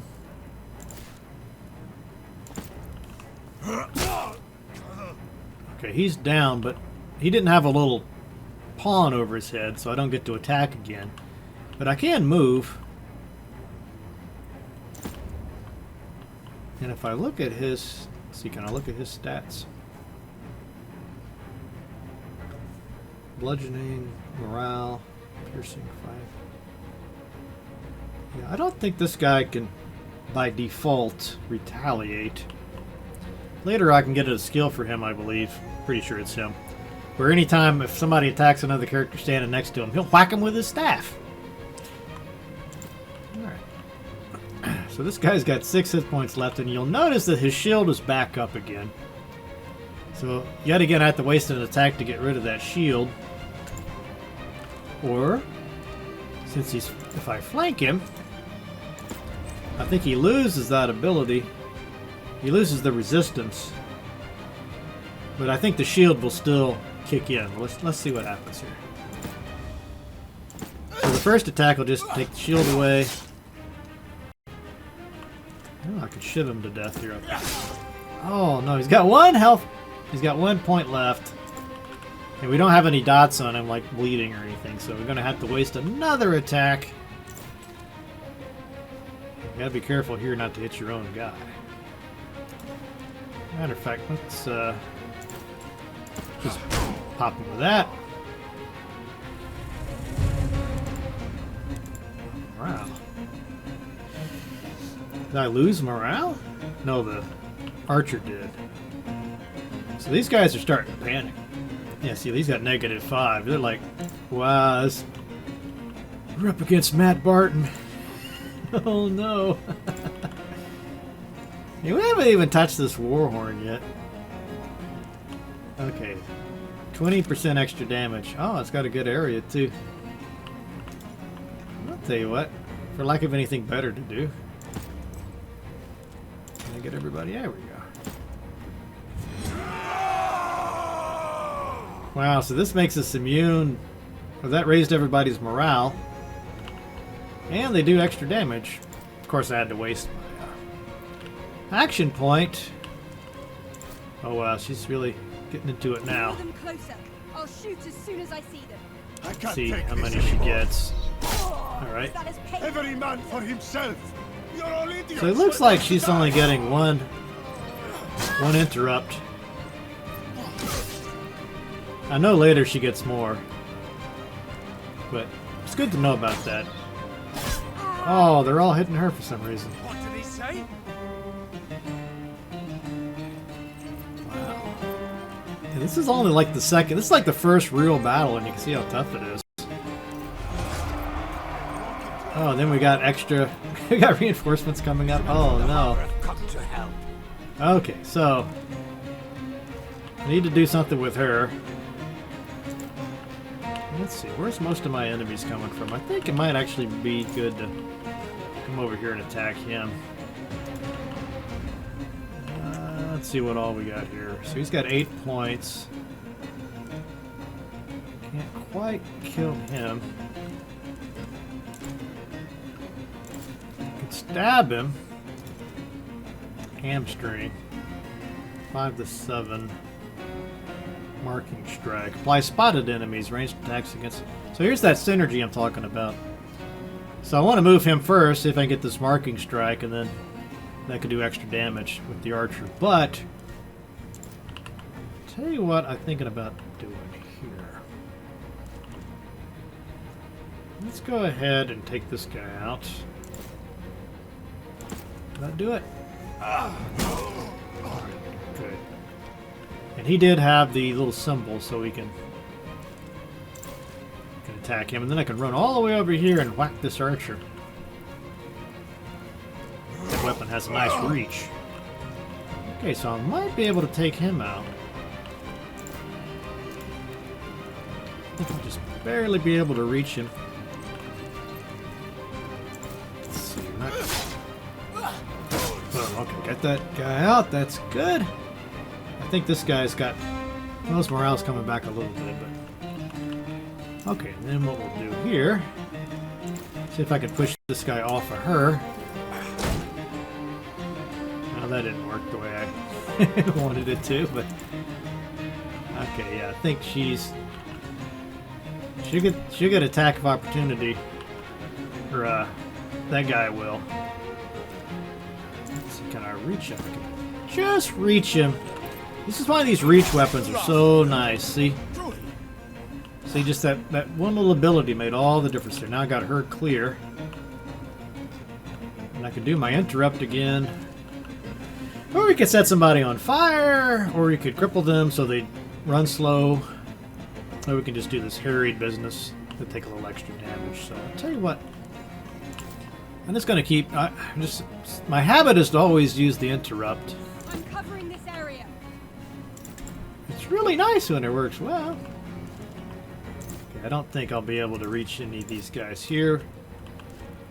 So I guess I could just use this again. I don't think it's run out yet, though. Yeah, why not? It's kind of nice when you have those abilities that let you do stuff with your extra action points. Alright, so I broke their morale, so they ran away, and I won. We make a good team. Another very nice touch. You know, why don't more games have that? You know, I hate games where you just always have to fight everybody to the death. You know, it's so unrealistic. Ooh, got lots of stuff. So here's what I mean about the looting system. You have to go around, you have to see if you can find all the little corpses, and you have to watch your guys run all the way over there, and... You know, I don't know. Is this... I could see you having to click on the chests and stuff, but I really wish you could just gather up all the loot from the fallen enemies with just one screen rather than having to go through so many things and watch these guys run. The pathfinding's not all that great. Okay, I think that's all. Let's see if we got anything good. So I got another worn sword, worn dagger, some helmets. I don't think this guy has a helmet at all, so that's great. So this has a critical damage bonus on it, bludgeoning resistance. I'm pretty sure every character... Yeah, every character has a critical hit potential, so... Just making sure none of these are would only be useful for certain characters. Critical damage and health. You know, this might be good for him. When you have multiple attacks, you know, you have more chances to get a crit. So, that's my thinking. All right, so you can get rid of that 2 to 5 dagger there for this one. This gives me another ability, see? Backstab. So it does 100%. This is really important. This is what I was looking for. So if I'm smart with the way I'm playing, and if I can get this guy into a flanking position, he gets 100% bonus damage with this ability to flank. So definitely something to consider strongly. Alright, get another shield there. Looks like just a straight up improvement. Anything else worth looking at here? So this is what I was saying earlier.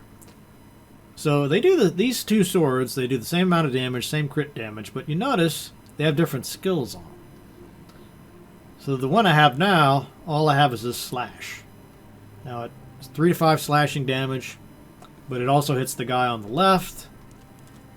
But if I switch to this one, it's got a hack and slash weapon combo skill, 47 damage, affects multiple targets. But it doesn't work for this guy because it only works with something called the scissors. And those only people that can use those are the gladiators. So unless I really like this overpower ability, I'm probably better off just sticking to my original sword.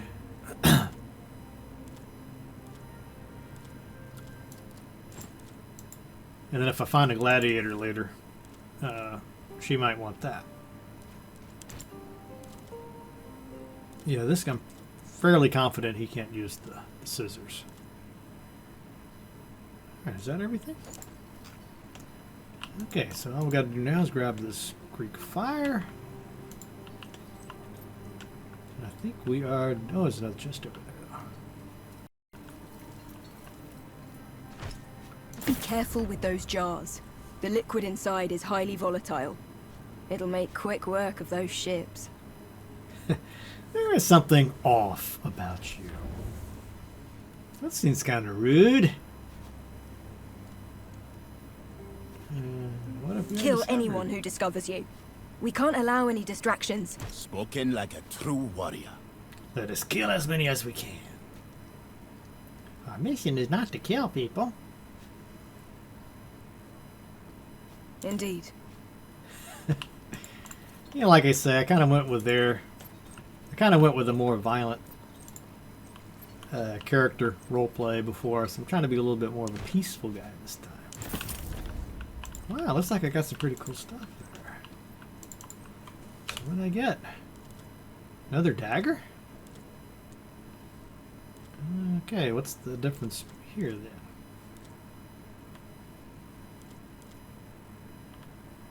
So this has rupture and slice and dice on it. But it doesn't have that backstab, and I think that's just going to be a deal breaker. But I could swap out the spear and just have them have 2 daggers. Okay, so now I got 4, and I have to choose the best ones. I could change this later. But the blue one is a unique one. I think it's blue because it's really good. So 3 to 7 slashing damage, generates 4 focus, which is way better than that. Well, okay, I guess I didn't realize that generated 4 focus. So what does this do that this doesn't do? Applies intense to self, +1 focus speed. And what, pray tell, is focus speed? Does this mean I'm generating more focus? Maybe. Okay, so I definitely want the backstab, and I might swap out this 1-2 for rupture. Because this is a dot damage over time you could put on somebody. Okay, I like that. I don't think I got any other big upgrades here. Oh, I got a... Oh, she's in the party now. Awesome. So we could stick to her default bow. Or we could grab the Toxo, which I think is just better in every way, right? Let's see. Oh, it's slightly different skills. The ones with those square boxes on them, by the way, you've only got you got limited uses of it. So once you use it twice, you can't use it again in the whole battle. And there's times when it's a long enough battle where you run out. And then you just have to start using these unarmed skills, I guess. Let's see if any of this is... Oh, she's got a unique item here. Perform a lethal takedown on a flanked enemy at or below 25% health.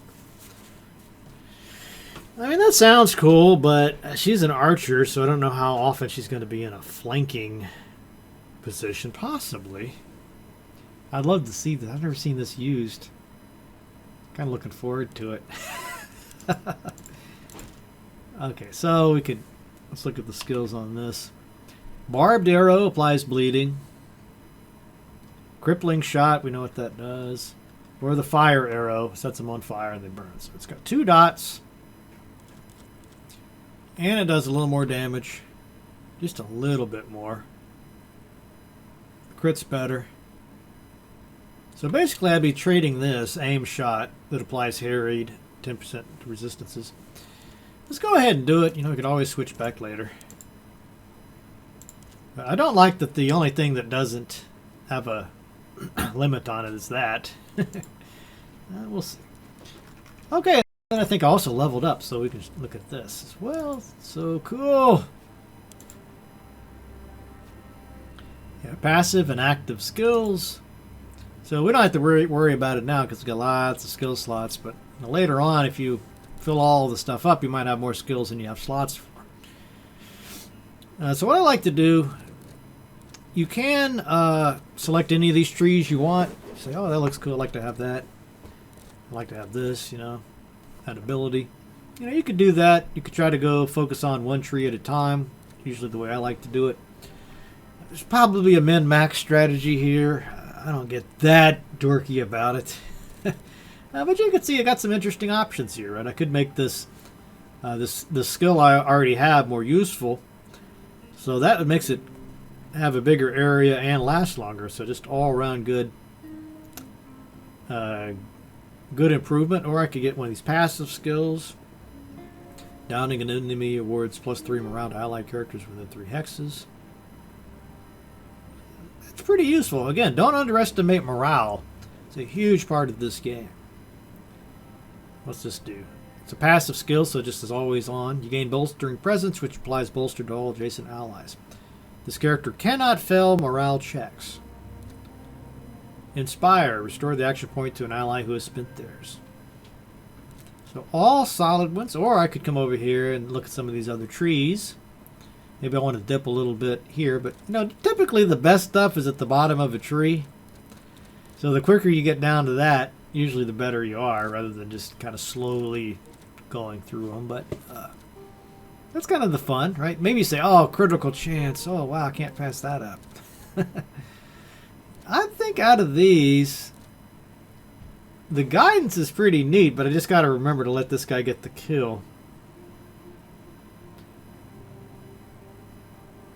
So this is only granting positive morale.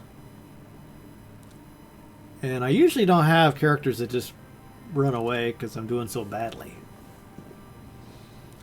Oh, that's a tough choice. You know, I might just... Okay.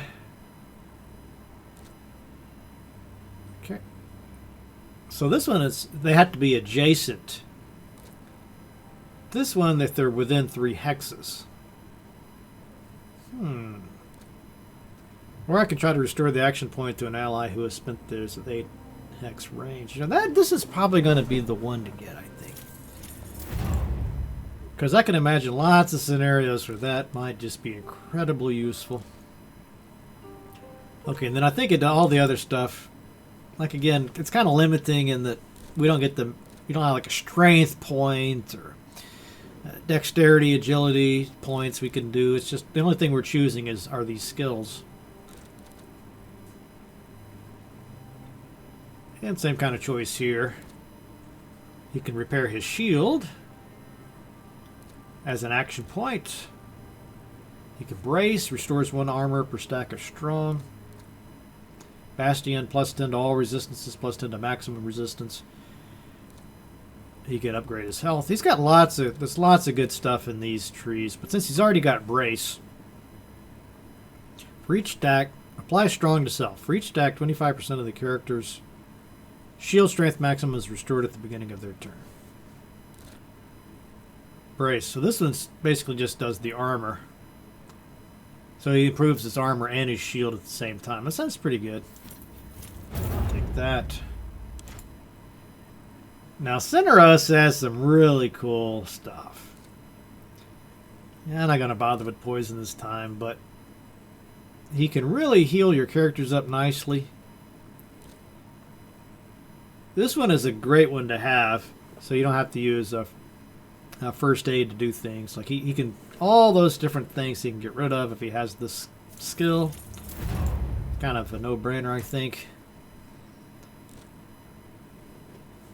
Now he also has lots of interesting options, and he's one that you might actually want to dabble in these other trees. So like he can give himself an ability, or if he uses one of his action points, he can turn off attacks of opportunity. Now it does take it's an active skill, so you basically wouldn't be able to attack after you used it. So that's kind of a limitation. But, you know, a lot of the game is about getting into the right position, so it might be worth it. Increase unarmed damage. Obviously that's a playstyle question. 100% crit chance for the next attack. So you just have to be sure you were really lined up and ready to do a lot of damage. Lone Wolf. So I think what we want... Oh, these are so good. But I think the Sporn Ready is good, because this way he'll have plenty of focus. We'll be able to do some cool stuff.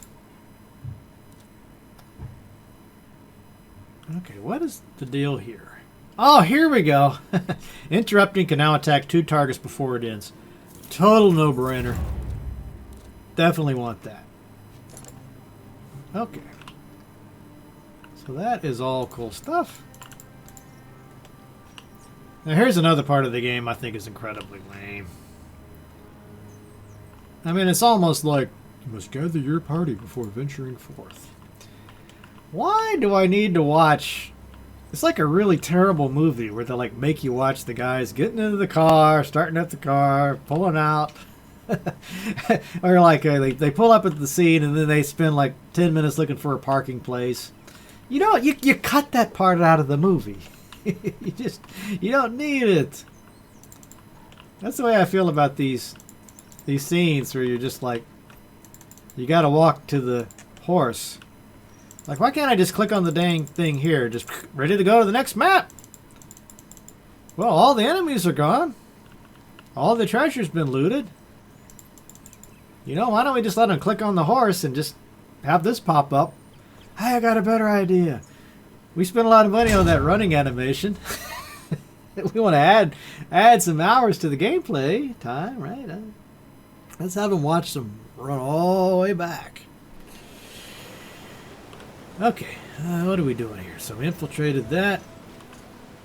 Oh, we got to go over here now, I think. All right, we can get some XP along the way. These little milestones. Bada bing. Nice, all Praetorians. Oh, rodent menace! Rodents are a problem everywhere in the world. As mealtime rolls around again, you open your rations, you find that several of the sacks have been gnawed upon by tiny teeth. Their contents eaten. You'd think all these stray cats would help you out with this, but it seems the locals keep them well fed. Just a little random event, random encounter. Ah. Well, got some potential upgrades here. Let's see. Yeah, this is another thing that's confusing as hell. So you got all these different tiers of armor. The strong is not as good as it sounds. I don't think it's as good as the heavy armor, but it lets you move around a little more, I think. Then you got light, strong armor. So if you look at this, it's got retaliation chance on it. And I think the only person, yeah, you can't even wear it. The only person that would be able to get any advantage to that is a gladiator, which we don't have yet. So that's not the best item for this particular party. Let's look at some of this other stuff. So regular strong armor is a little better than worn.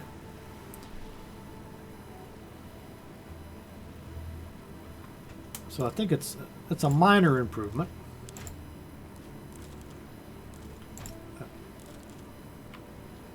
Yeah, he's kind of an interesting character as far as armor goes. If you keep him in his toga,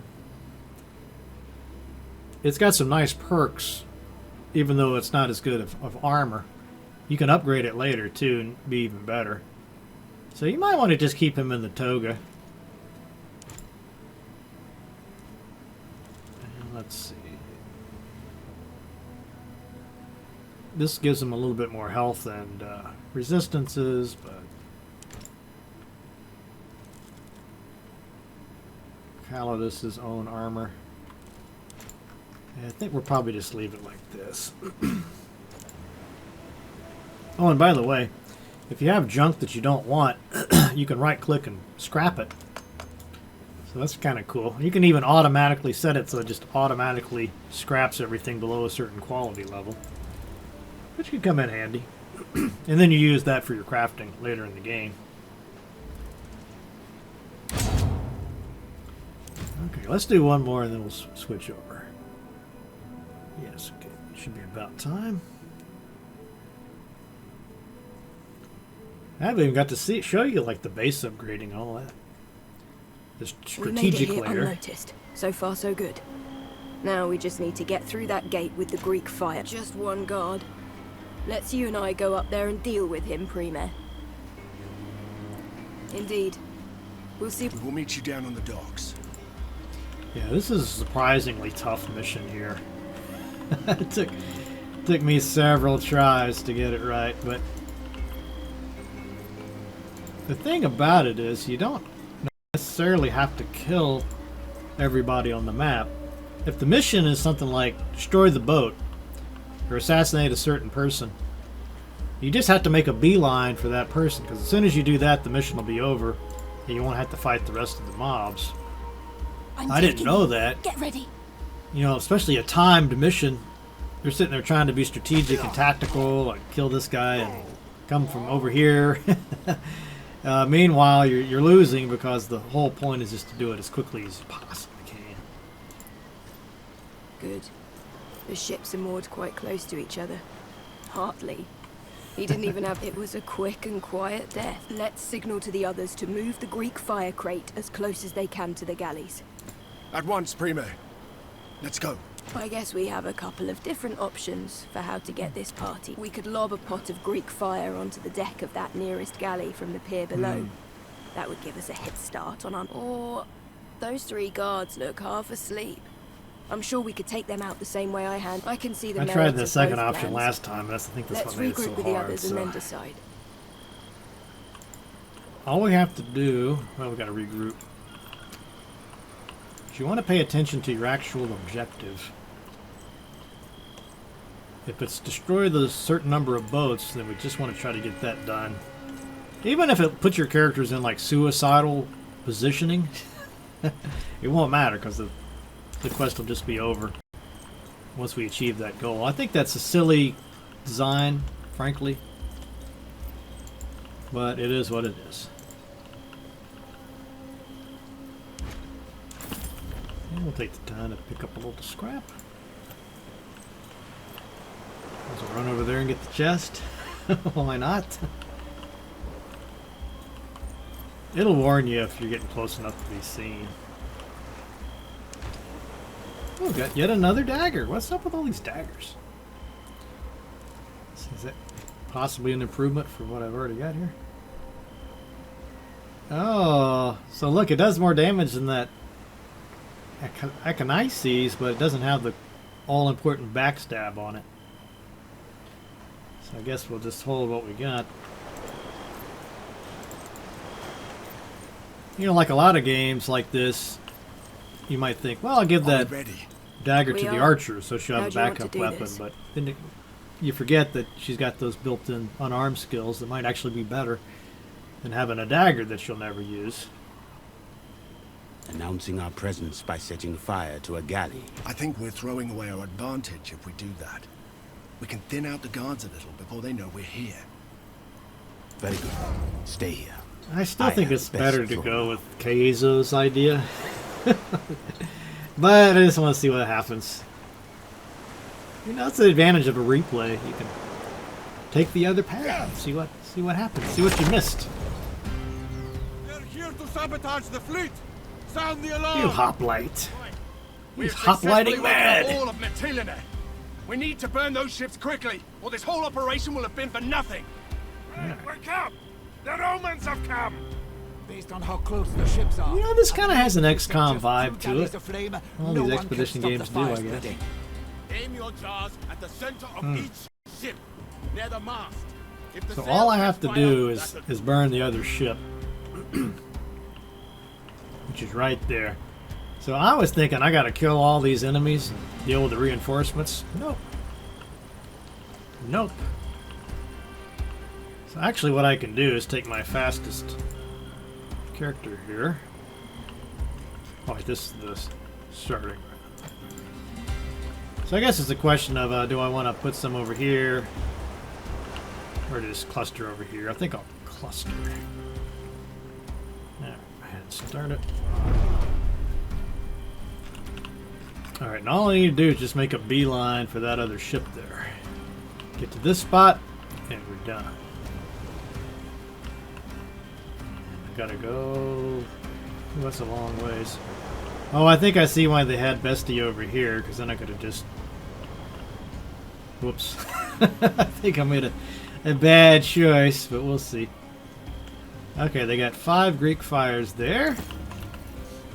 Now, these little extra items like this, some of them you can make yourself and bring with you. The stuff you pick up on the battlefield you can't take with you, so you might as well go ahead and use it while you can. And the advantage of it is, it does not take a action point to use. So let's see if I can use it to set this archer over there on fire. Good. And that'll help some with that. I just don't want to run out because I got to have at least one to blow the boat up with. And then I should be able to... He doesn't quite have enough reach for that, so... I'm going to try to keep away from those other archers as much as I can. I don't think he's got anything really... I guess I could get everybody else over there. And then give him a movement boost, perhaps. Save his action. 2 remaining.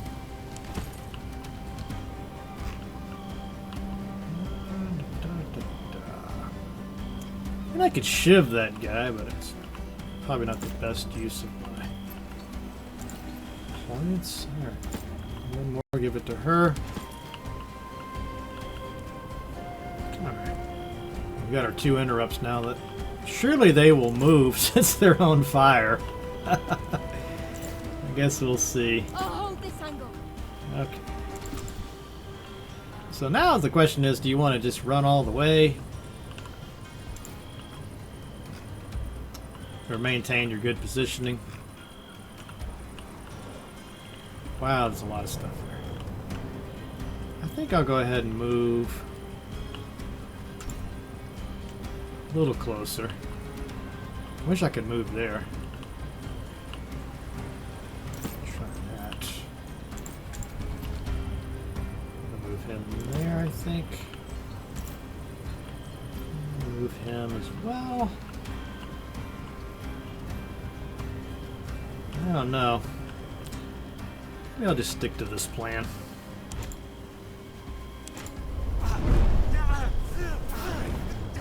So they're taking a little damage. Oh, he didn't move. That sucks.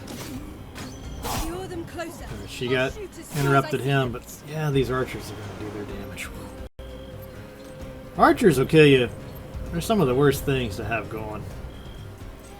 It's really worthwhile to try to take them out. Or make sure you're positioned in such a way they can't get to you. You know, these are, especially if they hit you with like a burning arrow or a bleeding arrow, poison, I mean, there's all sorts of nasty things they can get up to. And I got reinforcements coming in 2 turns, so we really need to get a move on here. Still, I got a long ways to go. Okay. Go ahead and have him.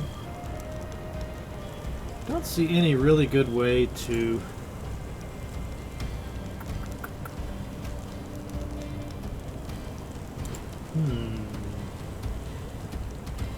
requires minimum roost strong. I always like to see if there's some way I can get multiple attacks, but don't see it. Okay, let's see about my guy here. This would be a good chance to use that flanking thing. Let's go ahead and try that. Distracting blow. Oh, but then I would take it? Okay, we don't do that.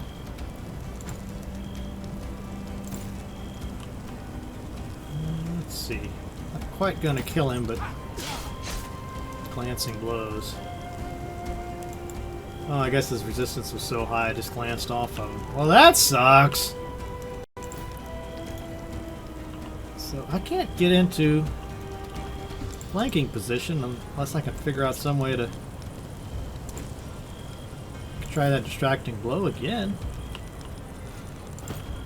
Let's try that.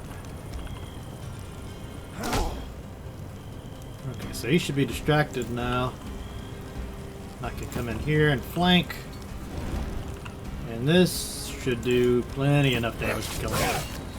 Yeah. Boom! A little damage on that guy. Good, good. Now let's gonna have to be a little reckless here, I think. See where most of my enemies are gonna be coming from. That direction. Let's move here, I think. And we'll try interrupting from that direction. I'm covering this area. Okay. We burned to death. This guy's already panicking. Interrupted.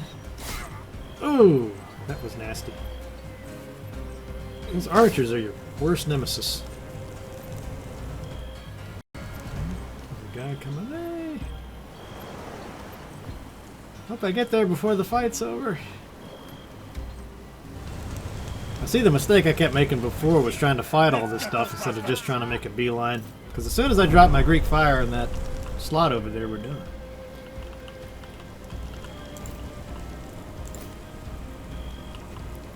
Let's see.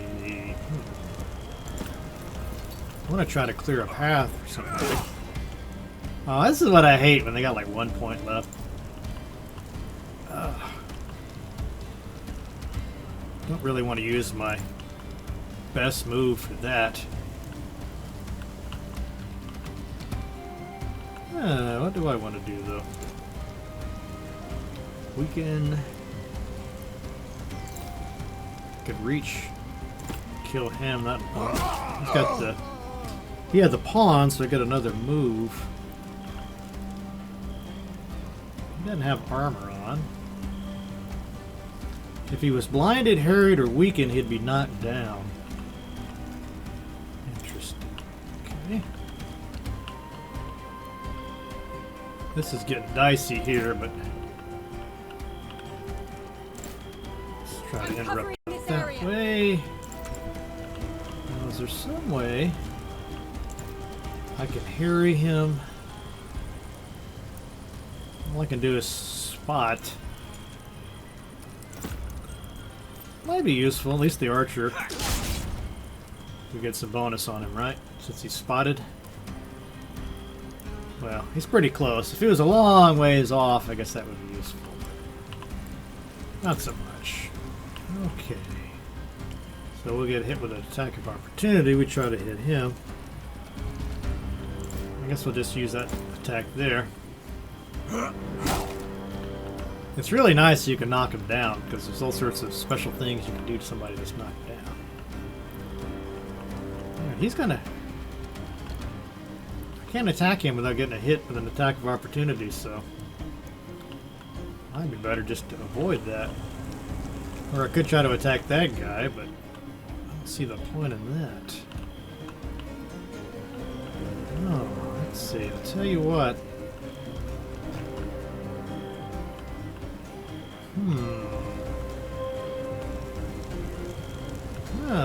Indeed. Okay, well, let's see. He doesn't have a lot of health either.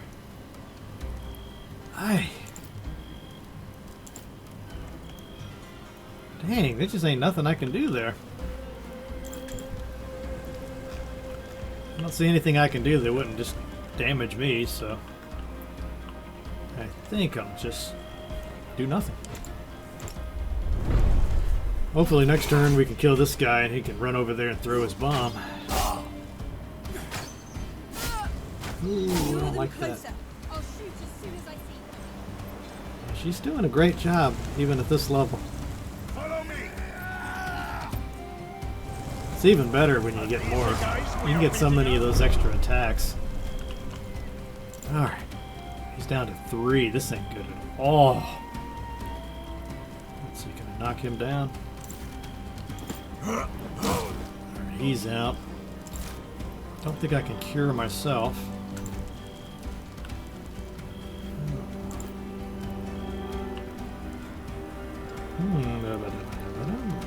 Marking strike again. supply stuck. That might be useful. So they keep him from moving at all. And let's get... Oh, but he still gets an attack of opportunity. But I think I got a shot now, don't I? This is reckless, but let's just see. Maybe we can make it. Oh, I should have used Sinros' extra range. I could have given him more range. So I can't quite reach it, and they might. He's only got 9 health, so they might be able to kill him before he can get there. All right, we're just gonna go. We're going all in at this point.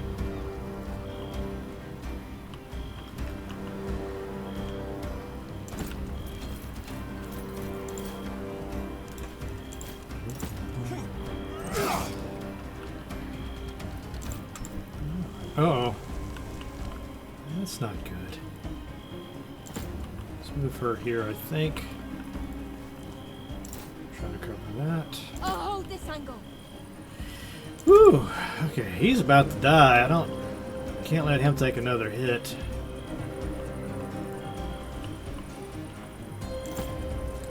Move him there. Unfortunately, she doesn't really need any health. I'm gonna have a little extra fire here, so we could. None of these targets are very good, though. Another skill's active.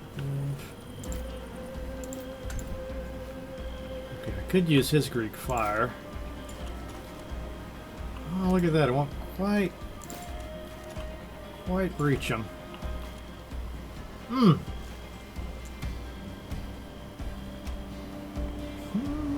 I guess I'll go ahead and use it, though. Okay, that'll block some of that up a little bit. Again, all I gotta do is get my gladiator up there, or Velis up there, close enough to... Oh, there we go. Don't kill him! I'm covering this area. Oh, see what I mean? I love that. Archer, boom! Almost, once we get her some decent weapons and stuff, she's just going to be indispensable. Alright, I think this is it here. I should be able to get all the way up there. Burn that boat! Burn. Oh, a little bit more. I don't know if I necessarily want to be on the boat I'm trying to burn. Okay, I think this is it. There's no saving these galleys now. Now see, some games like XCOM, I feel like you'd have to get your guys out after that. You know, to be a race against the clock as you're trying to leave the map. But here, all the bad guys just run away.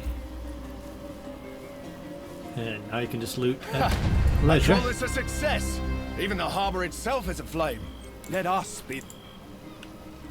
Yeah, you could leave before looting, but who's gonna do that? Okay, so that's a little bit of the start of the game. Let's go ahead and I'll show you just a little bit of my other game.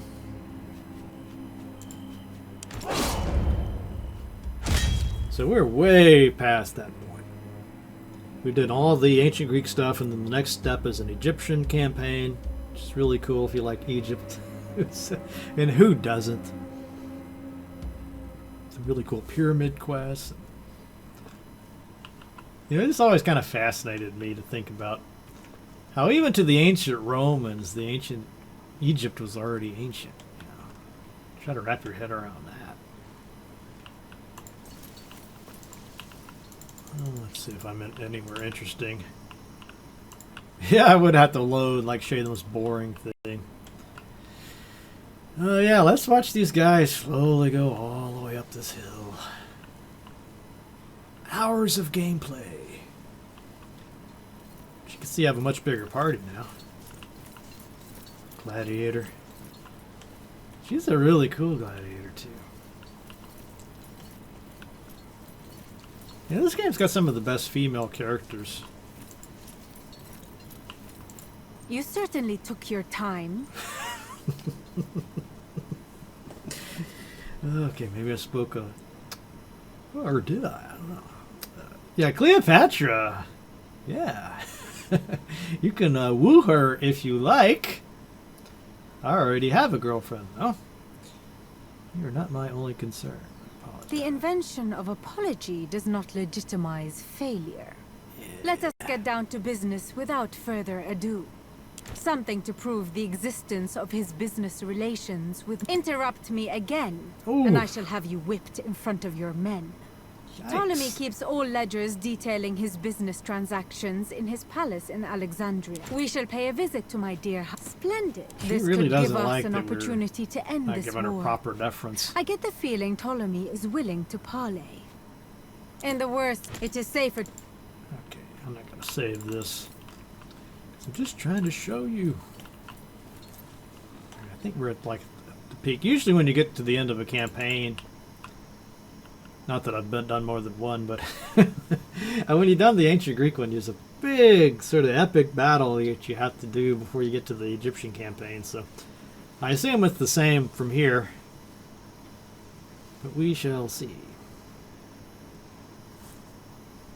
Look for these guys to get back. I guess as long as we're doing that, I could show you sort of what I'm working with here. So here's my princeps, my character. You see, pretty awesome items. And most of these items I'm using at this point are unique items.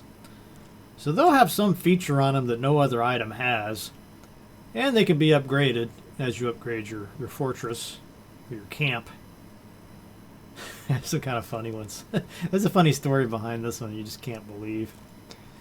But if you don't like the item, you could scrap it, and then you could put that special ability on some other item.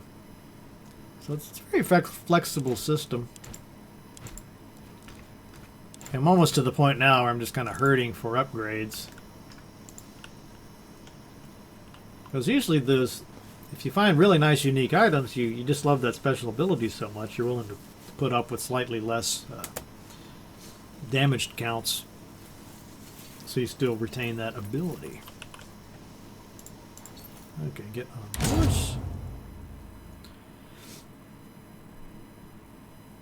Yeah, even these little pop-ups change as you go to the next campaign, so it's really nice. It makes you feel like you're progressing through something epic. So yeah, here's the Egyptian map. I pretty much got it all the way conquered, I think. I guess there's like one little thing to do way up there. But actually I could show you how this how these outposts work. Let's see, island outpost. Okay, yeah, so if I... Where am I at? Where am I at? Oops, go away. Oh, so I'm way over there. Oh, geez, this is going to take a while. Swim up on Oasis. I don't think I can...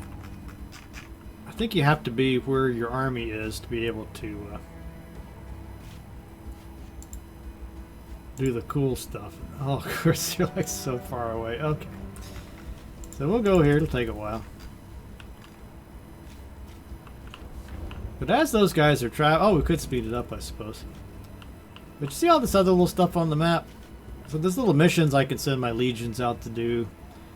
Like, he could get some slaves if he comes here, but it's going to cost 25 experience. I don't think anything's worth that. Because you really want to have an experienced army with a lot of morale. Now, this mission doesn't cost anything as far as I can tell other than time. You have to have a certain amount of manpower to do it, but that seems like a pretty good use of a legion to get some more food, and you can always sell the extra food. Or let's see, down here, this is going to cost 50 gold, but I get 40 to 80 medicine. I'm not enough of an economist to be able to tell you if that's a good trade-off. I guess again, just depends on how expensive the food is. So I just always like this, or the medicine.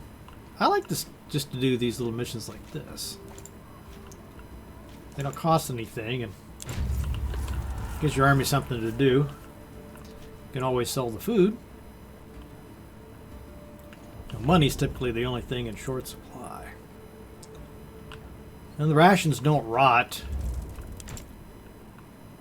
At least, I don't think they do. As soon as I said that, I'm like, am I sure about that? You sounded awful authoritative, Matt. Come on. You can see the timeline ticking by. So let's see, rations will be consumed in 2 hours. So I got 753. We can see what the damage is there. So look, I'm 11 or 12. So yeah, I'm not going to run out of food anytime soon. One of the things I do love about this game is they give you plenty of time. There's no super hard pressure to like finish with this map. No, you can take your time. Doesn't matter. You'll find plenty of food and other resources. I mean, at least on this difficulty level. You bump it up to Iron Man mode and all that, you might have to zip through it, but I like that I can take my time and max out everything. Alright, so here's the town, as you can see once you get it fleshed out a little more. I don't have this completely maxed out yet, but you could see the how you can upgrade your outpost here. All sorts of fun stuff. Now, truth be told, it's a little weak. Most fun thing you can do is the foundry, where you can craft really cool items and upgrade your stuff, but I've already got that fleshed out. And I'm pretty sure there's not another leg to this. Maybe there is. Maybe when I get to the next campaign, this will there'll be a whole other tree over here. That'd be pretty cool, but I'm not getting too hopeful about that. You know, some of this stuff, it's okay. It's not going to make that big of a difference. Oh, I got stone walls now. Yay! You know. So that's part of what you can do, upgrade things. And then we can assign Praetorians. So once you get a little later in the game, you've got these pre-made guys, the characters. You can also hire just random gladiators and random Sagittariuses or whatever. And they will have special little perks on them. Like this one's a freeloader, so someone's skilled in the procuring items. So when you have those tactical items like the Greek fire, or the torches, or caltrops, you know, things. There'll be all sorts of cool little things you can make. You can replenish those, so they have limited uses, but you can make some more to use later if you have this freeloader guy. You just pop him here in the goddess tent, and then 52 hours later he'll have some freebies. Some free stuff that I can use to replenish my tactical stuff. And the same with all these items. Foundry. I'm not making anything new, but you could put him there. My morale's pretty good, so I don't have any use for my lavacrum. I don't have anybody injured. Yeah, I guess you can customize the look of your place too if you want. Huh. Kalida's gift. Oh, Kalida. Let's see, what else do I want to show you here? I guess we could look at this. I don't know if we'll have an opportunity to show you what these Legion battles look like. It's not really all that impressive, to be honest with you. But, I don't know. I guess some people love it. So what this does over here, it lets me research. It's basically the Legion battles are kind of a card game. So this is the way to get better cards or more cards to use in that again. It wasn't I didn't really find it all that satisfying. And then over here we have the foundry where we can make stuff and improve stuff. You know, you could sink a lot of time into this, which is what I like with a crafting system like this. So it gives you reasons, you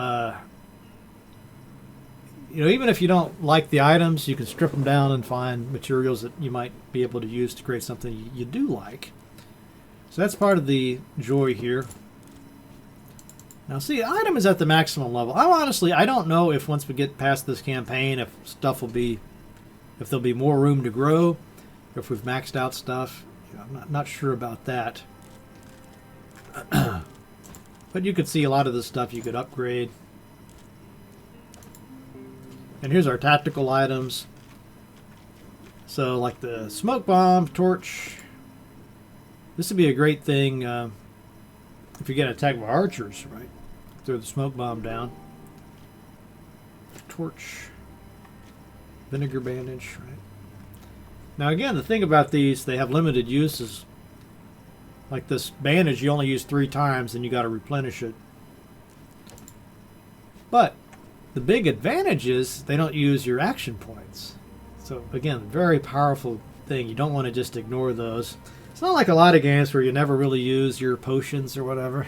You know, this game, it's just really good reasons to use them.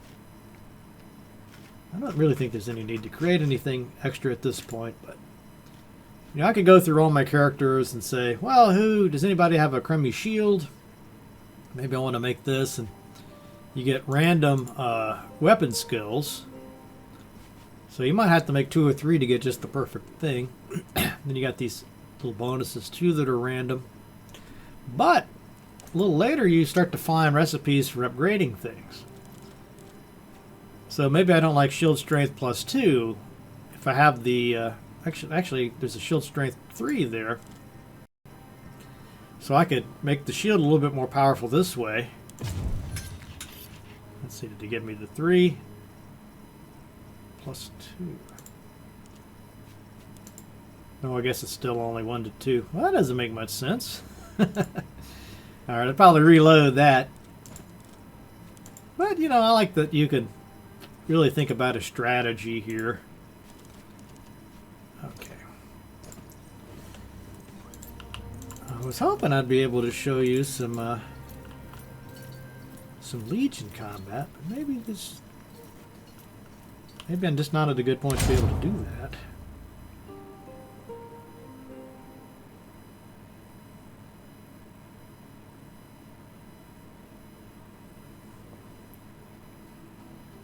Yeah, I think for purposes of a video, this is not the best place. But oh well, maybe we'll see one. Because we got a long ways to go to get to there.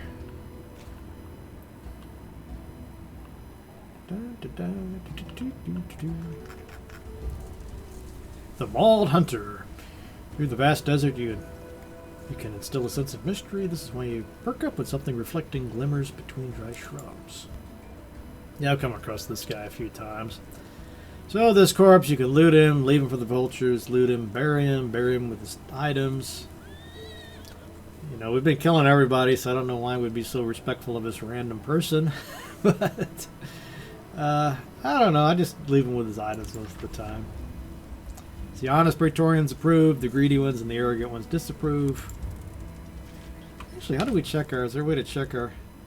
Yeah, you can see. So these guys all love what I've been doing. She's devoted. Devoted. And I got everything conquered here, so there's not much to do with the legions. If I didn't have everything conquered, I'd still be having to raise armies and send them out there. Sometimes you have to use 2 armies, one to weaken them, the other to finish it off. We'll see what happens here. If you don't see the Legion stuff, it's not the end of the world, but we could always load an earlier game, I guess, if you just have to see it. Sometimes you get these reports that one of your cities is about to be attacked, and then you got to move your Legion over there to provide a little reception party. Wow, they literally put this at the far edge of the map. Alright. The great city of Alexandria is the seat of power of the Ptolemaic dynasty, and home to the Library of Alexandria, in the famous lighthouse of Pharos. Man, what would you do to be able to spend a few days in that library? I guess it wouldn't help us much if we don't know ancient Greek and Latin, or whatever that was. They probably had scrolls in there with all kinds of languages, you know. They probably had scrolls and books in there that were from languages that no longer exist. You know, think about that. There you are. Well done. I have just arrived myself.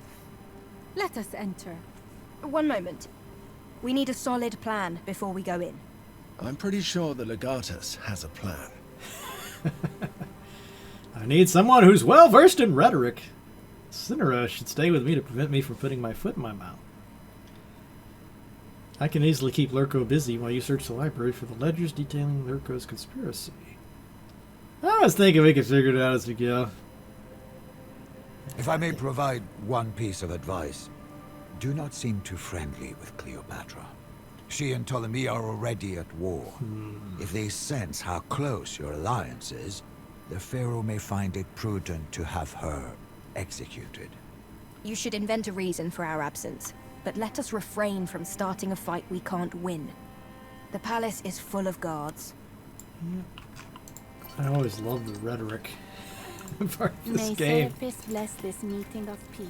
Cineros is a sexist. I think it says that somewhere.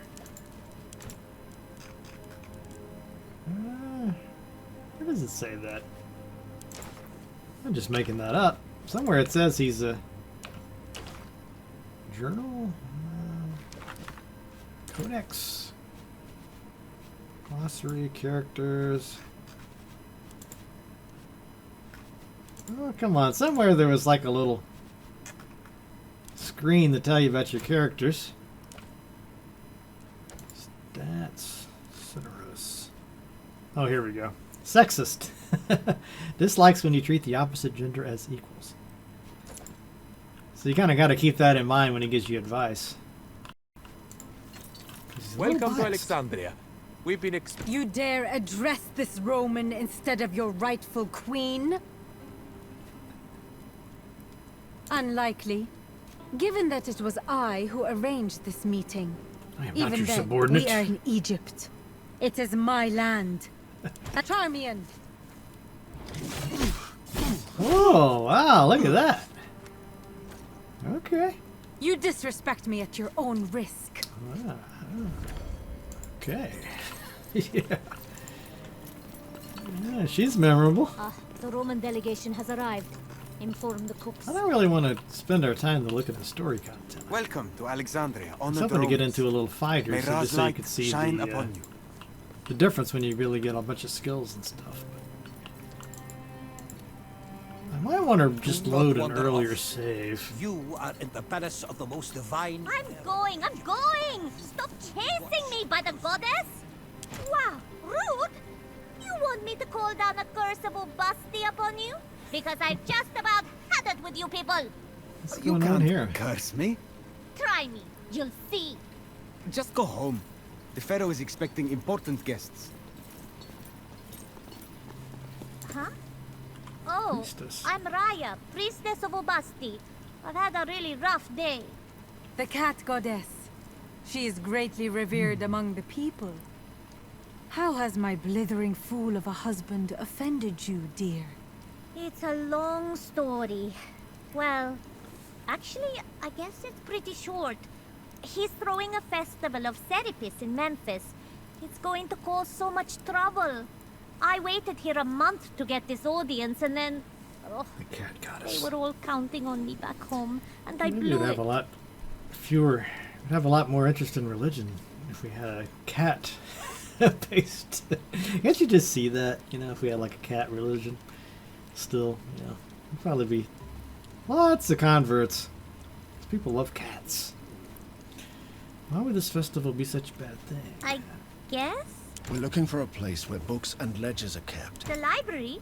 It's the building, right over there. Good luck in Oh, there. the books are in the I'm going library. to go find a corner to You are a mess, girl. All right.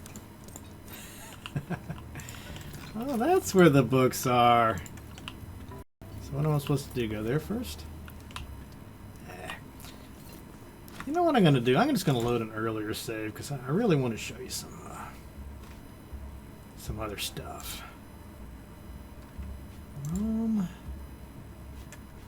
Yeah, so there's a in between the campaigns you go to Rome for a while.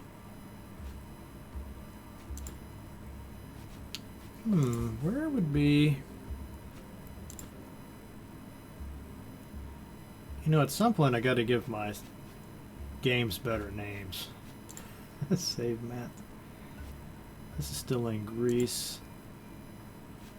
I'll try to load one of these and just see where we are. So after I show you that, I think we'll be good to go.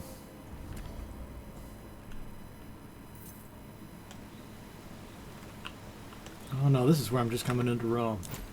Not good. Let's try 37 hours. 33 hours. Let's try this one. This ought to be about the right time.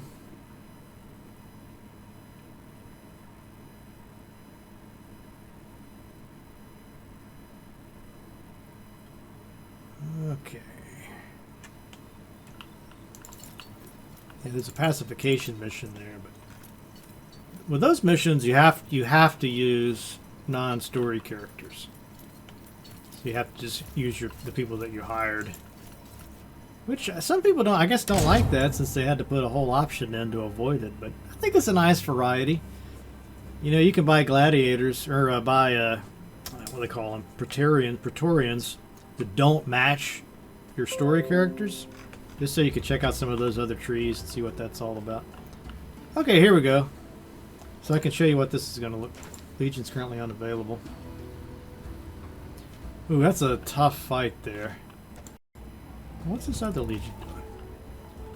Okay, let's just let you look at this. So I'll attack this outpost, and you can see what the Legion combat looks like. I'm not impressed with it, to be honest. I just thought it was kind of boring, but I can sort of explain how it works. And you know, for one thing, I'm not a fan of card games. Just the collectible card game thing is just not something that gets my juices flowing. I know some other people, they just freak out. They love it. You know, I don't know. To me, it's just too hard to try to do both kinds of games. If you want to have a strategy game like Rome Total War, you know, that's sort of my go-to. You're not going to have anything that good in a CRPG that just wants to have a little strategy component. So I'm kind of thinking, why even have it if you can't go... I mean, you're almost trying to make two games, if you know what I mean. And so this is kind of a little compromise, I suppose. We'll try to make it enough like a strategy game to scratch that itch, I suppose, and provide some variety. But anyway, okay, so we see what we're up against here. We've got these, they call these Centurions. You hire these separately. You can swap them in and out of your party, actually. But they're going to provide some bonuses to my army. And then you can see what the enemy has. And then you can use this, I guess, to decide, you know, which makes the most sense here. You can see those numbers changing up here. So this guy, kind of what I settled on was just always going for morale. So if you have a really good victory and high morale, some of that will carry over to your army, and that seems to make more of a difference than all this other stuff. But, you know, it kind of makes sense. The Medicus, so you have more people survive, so you don't have to keep hiring so many new people. You know, that could obviously be a good thing since money's kind of tight. If you're outmatched, I guess you could try Reckless. Probably what the ideal would be, if you could have this logistics with the Medicus. And of course, the higher level ones will probably do better anyway. You can see the survival chance is higher. I'll go with Vibius here. Enemy stratagem. So again, they play a card that gives them advantages. How should we position the troops? Then we get to do the same thing, and this is divided into 4 phases, which you have to go through, no matter how much more army you have. So we can, again, scroll through here, and you can see the effects projected there. So if I go with this one, you can see I'll lose more army, but maybe he loses more, so you can do it that way. But again, I always just look at the morale boost. So if I go with this one, I lose, my cavalry would be a bit weaker, but my artillery will be stronger, and I'll get those a little more morale. Let's go with the classic Wedge.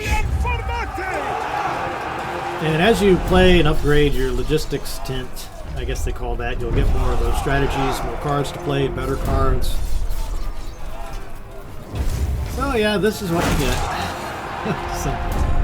some icons slowly kind of moving together and some sound effects. Battle is joined. How shall we proceed? You know, some games, you remember the first Warlords game? That's kind of what I think about when I see this. It's just real simple. You know, they made it a little more exciting to look at than this. Just these little icons aren't really doing anything for me. I like the paintings on the cards. Like, those are cool. But yeah, no, it's just not anything all that great. I used to just skip through it, to be honest with you. I don't know how big of a difference it really makes. Maybe at the higher difficulty level, you could really get in here and study carefully. So you could just hit Auto Resolve. And that'll just take us to the next round. I'm not sure which message you're trying to send. Stand firm, your own effort, demonstrate disciplines. One of the things that will catch you is some of these will say great risk to the Centurions. You probably don't want to do that because then you have to replace them, and you might not get somebody that's nearly as good. Could be somebody really low level, depending on how your tent is set up. So I don't like putting those guys at risk. I could just do the stand firm, I guess. Let's see. Yeah, looks like we've won, so yeah, you can see some of these only have limited uses, but it's generally worth it. So like this one will make sure your commanders and your centurions are safe. Or you could try to go for maximum resource gain. You notice this got a nice little perk to the morale. Oh, there's our guys running around. Let's see what happens. They're hauling ass. Okay, nobody died. Good. They get a little upgrade to some of their skills. We get a common loot cache. Boom, boom, boom. Good. Legion successfully occupied. 126 denarii or money. 25 slaves, 21 rations. The enemy has retreated. Now, one other thing I didn't really think about when I was playing it is sometimes you have this option to chase them down and really try to kill as many of the troops as possible that are fleeing. And I thought, well, that's not very nice, you know. Just let them flee, that's fine. But what happens is they all concentrate, so your final battle will be super tough if you do that every time, because then they've all been fleeing and sort of rendezvousing, and your that last fight will be all the survivors from those previous battles. So you probably want to winnow them down as you go along. And then once you conquer a town like that, what happens is that we need to pacify it. So I have to go there and talk, and then there'll be a special Praetorian mission where you have to send those guys that aren't your main crew. So those can actually be super tough, because a lot of times it'll be a really hard mission, and you're in there with guys you're not used to playing with, that maybe you haven't equipped very well. You haven't even thought about them forever. So you kind of have to switch gears and study those guys, and it's basically a whole other party to have to deal with. And you know, it's I actually kind of liked it. I was annoyed at first, but then I'm like, well, yeah, it's kind of cool to be able to experiment and have these other trees. So I can show you, like these guys here. You know, and it gives you more stuff to do with your gear. So like a lot of games, I get a new upgrade for my main. So then I can hand down the old item to one of my B team. So that's pretty good. And that gives you more use to have, you know, more stuff to do with gear. You know, like really at this point, I shouldn't even be holding on to this, any of this worn stuff for sure. But even the good stuff, regular stuff, can be gotten rid of. So you see, this is giving me salvage here, and then I can take that back to make new stuff. Yeah, so there you go. There's Expeditions Rome for you.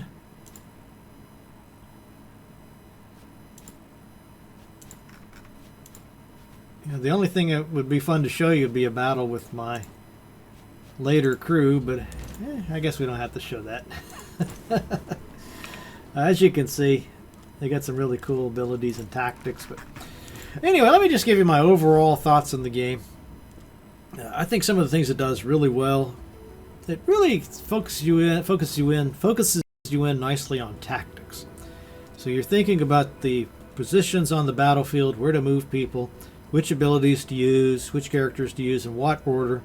You know, can you get a debuff going on this enemy over here and then flank over here? So you can spend to me it's really enjoyable when you go into a battle, and even thinking about where you want your people to be at the start of the battle. You're looking at the enemy positions, you're looking for points of cover. You know, it's very XCOM like. And that XCOM to me is like the pinnacle of that kind of game, where it's just so many fun little decisions to make, and even if you lose, it's not that big a deal, because it's just kind of fun to experiment with different tactics and really strategies, because you're also dealing with leveling people up and thinking, oh, well, if I get this skill and I get this other skill over here on this guy, then there'll be a nice combo available. But the only way to make that combo happen is if I do this and that. And it gives you some fun things to do with weapons as well. So you can have, like I've been doing with my other game, just not even have a secondary weapon. But it could be that maybe you find a secondary weapon that has a really complementary skill. So what'll happen sometimes is you might have a pike, let's say, and you're in a situation where you can't use it because you have to have a certain distance away. So you either take an attack of opportunity, or you just do nothing, right? But if you have that secondary weapon, say it's a sword, you could just switch to that and have at it. So there's lots of nice trade-offs, and you don't get locked into anything, I guess, except for these. I don't think you can unlearn stuff. You can unequip, but I'm not sure. I don't want to say for sure about this, but I don't think there's a way to unlearn things, and I'm also not clear on what the maximum level is. I feel like I've got 2 more campaigns after this to go through. Again, I haven't ever finished the game. You saw where I was. So I'm not sure if you eventually just max out everything, or if there's a level cap. I hope there's not a level cap, because I really despise level caps. I can edit the name. Perks. Okay, so there's lots to love about the game. I think they did a good job with the classes and the trees. The brawler feels kind of specialized. I don't know, this point of unarmed damage. You kind of wonder, is that just there for like people that really want to challenge, or that really just want to role play? But then again, as I showed you, some of those unarmed skills are pretty cool. So it might be possible that this is legitimate use of a skill point. But wow, I just see so much better stuff. Yeah, like eventually you get Overwatch on her. So the interrupt is only if they move. I think this is what was confusing me before. So this is if you wait for an enemy to move within a 160-degree cone. So when they're coming towards you, you can shoot them. And then this gives you an extra 2 attacks. You can now attack 2 targets before it ends. But I also have an item, a special bow here. So the first killing shot with the interrupt attack will not end the stance. So I think she actually gets 3. And I've seen her take out 3 people. And I'm not really sure if one of them's a pawn. I wonder if that even counts. Because I feel like I've seen her take out like 4 or 5 people. Maybe I'm just wishful thinking there, but I tell you, it's something else when you're in one of these battles with so many mobs, and you think, oh, this is hopeless, and then you see them all come running in, and then she's just boom, dead, boom, dead, boom, dead, boom. So, you're like, yeah, I love you. Okay. So yeah, that's all really well done. If we want to talk about nitpicks and negatives, oh, I don't know. Like I say, I wasn't too impressed with the Legion combat. Having to go through 4 phases every time. You know, usually it's a pretty bad sign if when you start a game and there's all these options just to turn off something or just auto manage something.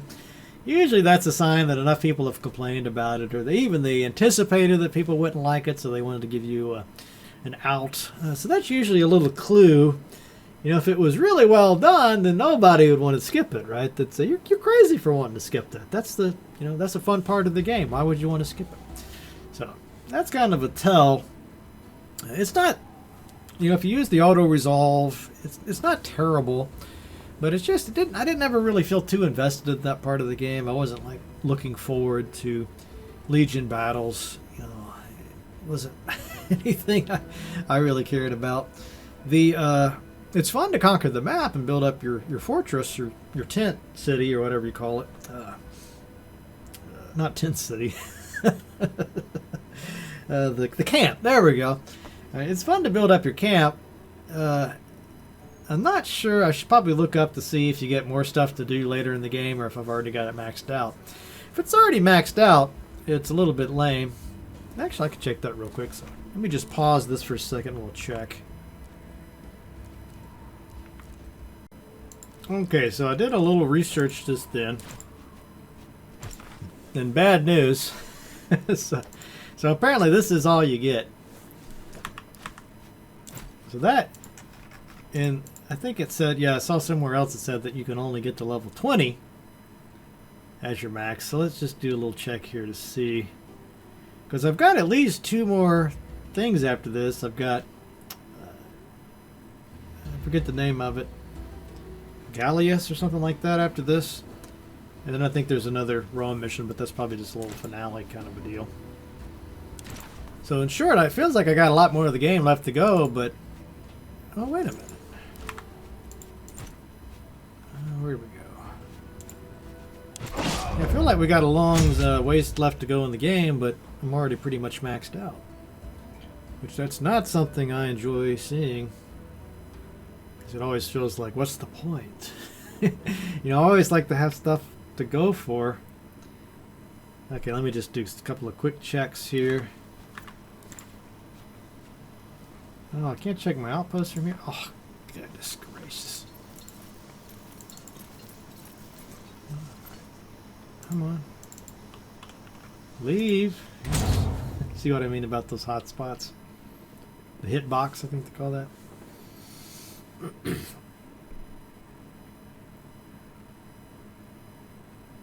I like those games where you can just leave the battlefield and it just pops up a screen and says, here's all the loot. So you have to click on every corpse. I understand why you wouldn't want to do that for like hidden chests and like hidden things, but otherwise I don't see the point. Yeah, so I've only got like, I guess I got a few things I could still have to look forward to. So not a whole lot of stuff. I feel like there should be a lot more things. Like why not do like Heroes did? Since have like a special thing, special buildings for like this kind of troop and this kind of building for that kind of troop, like archers and cavalry and yada yada. And then there could be like upgrades to those to make better cavalry. And then you could be deciding things like, well, do I want a better cavalry or do I want stronger catapults? You could be making choices like that. And by the way, that's something they should do more with.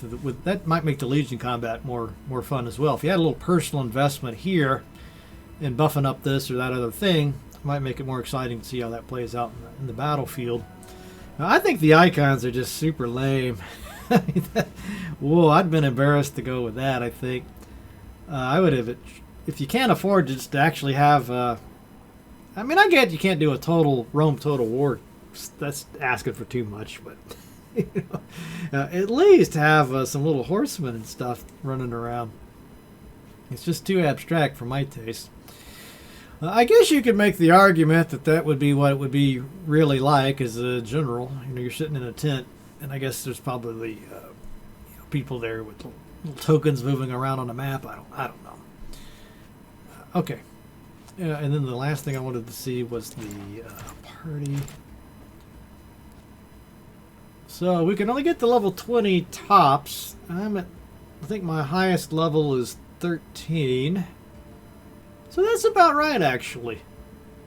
So I feel like probably if there's another campaign the size of this one, then I should hit level 20 somewhere between halfway through that. And that'd give me enough time to savor the full might of the having all the level 20 powers before it starts to get too old. That's the delicate art of a game like this. 1, 2. Just looking to see how far I would get if I started putting points in these other ones. So 1, 2, 3, 4, 5, 6, 7, 8, 9, 10, 11 more points.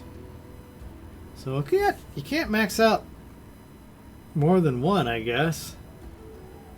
Let's see, 13. So I could put 8, 13. Now I got 7 more points, right? So 1, 2, 3, 4, 5, 6, 7. So you can't quite max out 2 trees. So that's interesting. This kind of reminds me of the old World of Warcraft. You usually have like 1 tree maxed, and then you take a few here and a few in that other tree.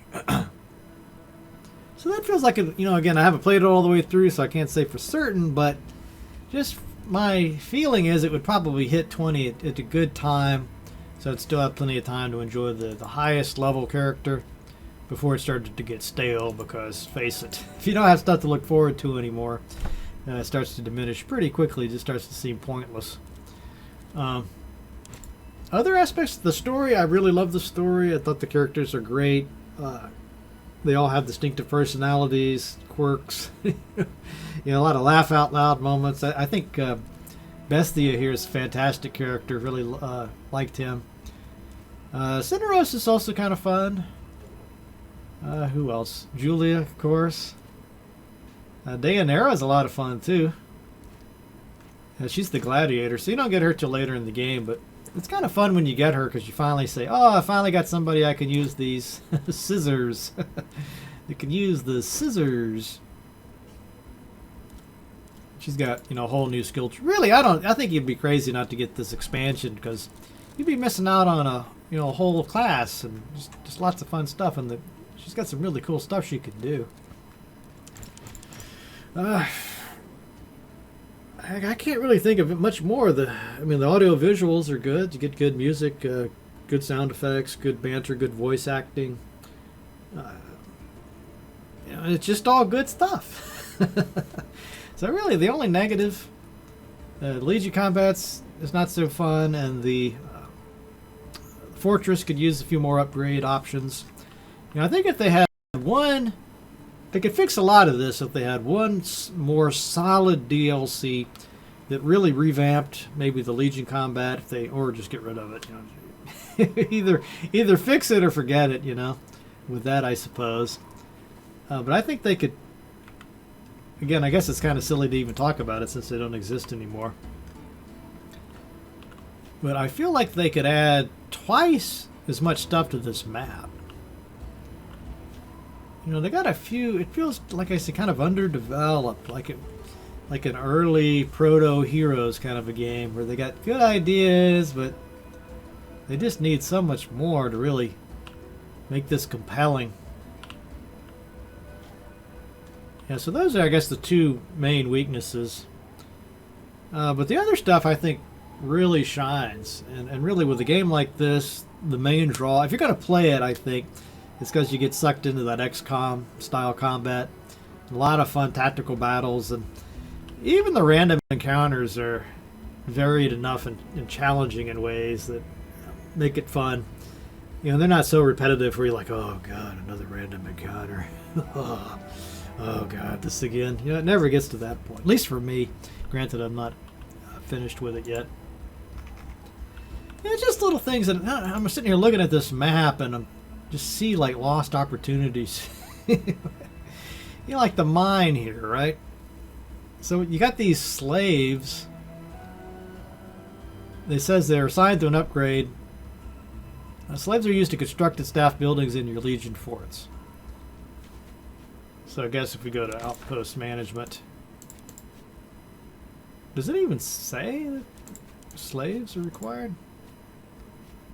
I mean, I guess they are, but it's not really clear how that's laid out.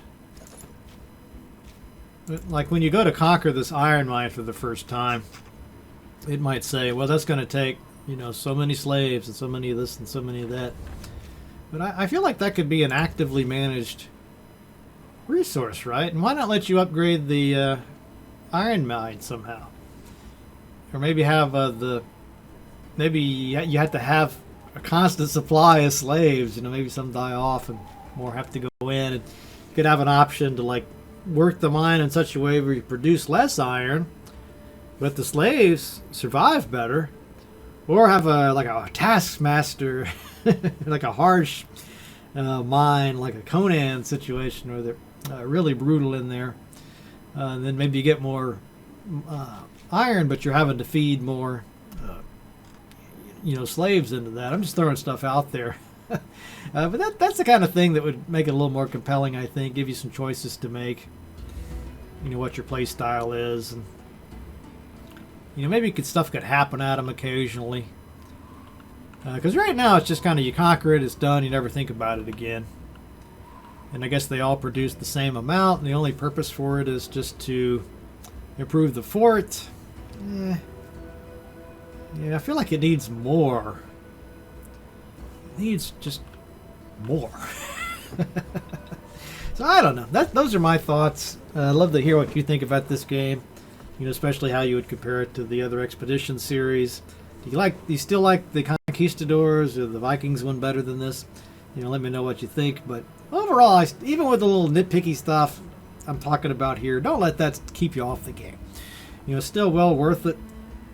I don't know if there will ever be any more DLC for this. It's really too bad if that's the case. You know, maybe at some point somebody else will take this over and flesh it out a little bit more. Because I think if it had one more really solid DLC, it would just go from good game to just great game.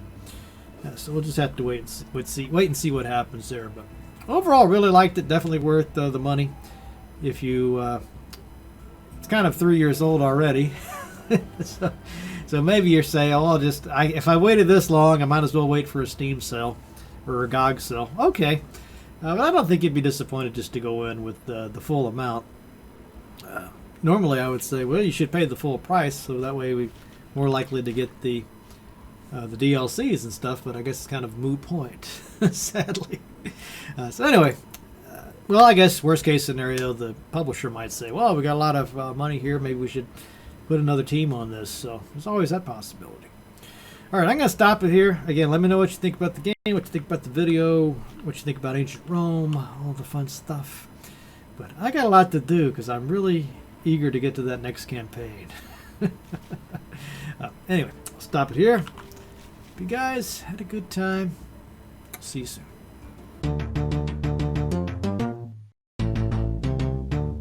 And that's all for this week's episode.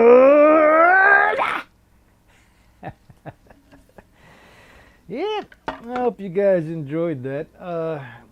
Sorry about the delay. I wanted to squeeze one more episode out before we get into the semester here at St. Cloud State.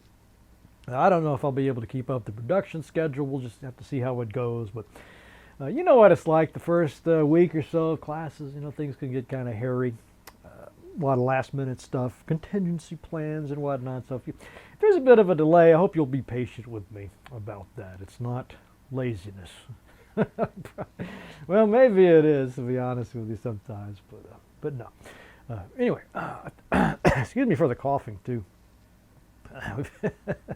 I blame Canada and those wildfires. I mean, it's just been horrific down here in Minnesota with the smoke and the air quality, but I'm persevering because I want to keep you happy. Yes, you. Thank you for supporting the show, for supporting me on Patreon or YouTube memberships. That's another option, by the way.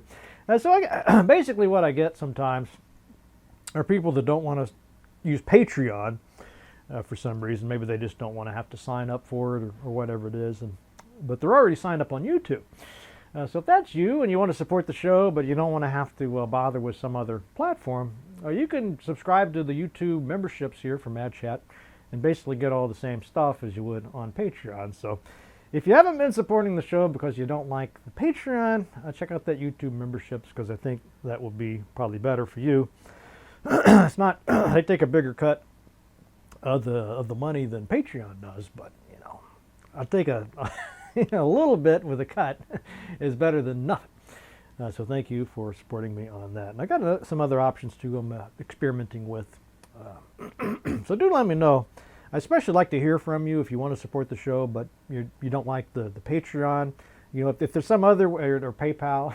Some people don't like Patreon or PayPal. You know, just is there one that you like? If so, let me know what it is. And if it's not too much trouble, I will set that up, because I want you to have I want you to be comfortable, you know, supporting the show. If I need to sign up for another platform, I'm happy to do that. No big deal. Or is there anything else I wanted to say along those lines? I don't think so. So what about that news from the match?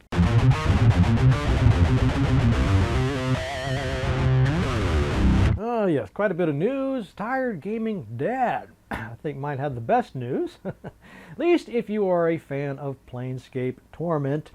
And if you weren't, you probably wouldn't be watching this episode or watching this channel.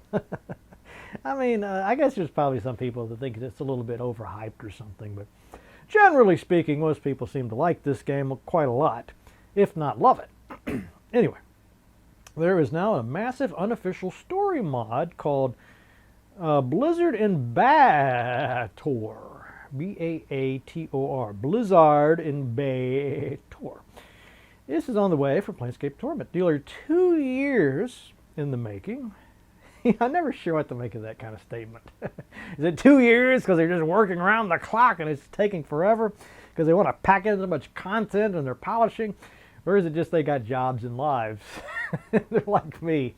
It's like, oh, I got a few hours on Friday. Yeah, let's get together and work on the game. 2 years later, oh, it's almost done. You know, which is it? But anyway, it took 2 years. It's going to have full English and Polish support. Oh yeah, Polish support. Yeah, that doesn't sound like a big deal, but something tells me that Poland must just be crawling with CRPG fans. You know, I've got a whiff of that here and there. Maybe I should go to Poland one. Maybe I'm a bigger star in Poland than I am in the U.S., you know. So, Matt Chat. Matt Martin coming to Poland. Okay, this is the first true DLC scale expansion for the classic RPG. Wow. That actually that's impressive. Nameless One will take on a dangerous rescue mission that leads through a brand new ward of Sigil and into Cania, the frozen 8th layer of the Nine Hells, just a few miles north of here. Expect new areas, characters, and lore as you navigate both the brutal cold and the political machinations, okay, big word, of the Lords of the Nine. Again, that is Blizzard in Baator. I'm really looking forward to that, actually. You know, if it turns out to be any good, I think I will try to see if I can get these developers on the show to talk about it, because they're probably pretty hardcore Planescape guys. I bet that'd be a fun chat. So, if you guys are watching, don't disappoint.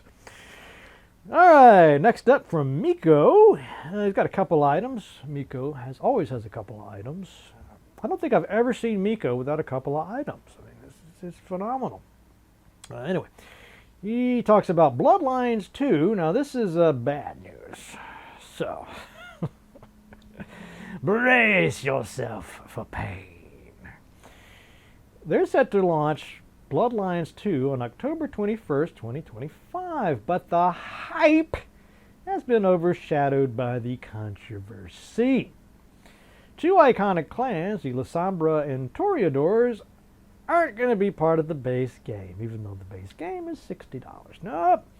If you want them, you'll have to pay for a $30 day one DLC pack. Now, who doesn't love a day one DLC pack? Yeah, so you're going to be spending $90 to get the full game. I guess there's a couple ways to look at this. Apparently, most people are just outraged by it. They're just out there staking vampires for no reason. They're burning caskets. They're even after the count the count your numbers up count. Talking about Sesame Street count. Anyway, yeah. So people aren't happy about that. If it was just some kind of cosmetic thing, a day one DLC, a new hat, I don't know, glitter for your fangs, something like that. People are generally okay with that. But if it's something this fundamental, it's like saying if you don't pay this extra $30, we're basically just going to give you part of a game. Now, what I don't understand about this, this seems to be Paradox's strategy. Why don't you just charge a little more? I mean, I've seen new games now. It's not that unusual to see a new game for like $80. So I think what I would have done with this is just charge, say halfway between those two extremes. Let's just say it was $75, and you get the full game. And then maybe a few weeks down the line, or somebody else had suggested on the Discord that what they should have done is just release it without this DLC on day one. Maybe release the DLC, a few months later, a year later, something like that. So I don't know. This just doesn't seem to be the best fit, though. I don't know. What do you think about it? I mean, I would assume most of us are just going to pay the $90 when this comes out because you want to see it. You don't want to see some stripped down version of it, unless the reviews are just horrible. Which this has the potential to do exactly that, right? You piss off all the fans, and then on day one you see all these review bombs, and it's just people reacting to this. Even if the game itself is okay, the outrage taints your view of the gameplay experience. And that doesn't sound too smart, but we'll see how it plays out. Yeah, publisher insists the extra charge reflects the development work needed to get them finished on time. Well, okay, but again, why not just charge more for the base game? You could always, charge like $90 the first couple of weeks, and then knock it back as it gets older. I don't know. Let me know what you think. All right, and then Miko wraps us up here with the game, or an expansion to a game called Black Geyser: Couriers of Darkness. Now this is cool. So Paradox, you suck. Well, not really, but the DLC business, that's not the way to do it. But listen, by contrast, to what happened to Black Geyser. So this is a free update, and the update is basically a DLC worth of content. And the game was already pretty good. I mean, people have their nitpicks about it. There's things to criticize, but it sounds like they really went to great trouble to try to fix everything that's wrong and add a bunch of cool stuff. So they've got class-based strongholds, shape-shifting forms for druids and wizards, expanded romance scenes.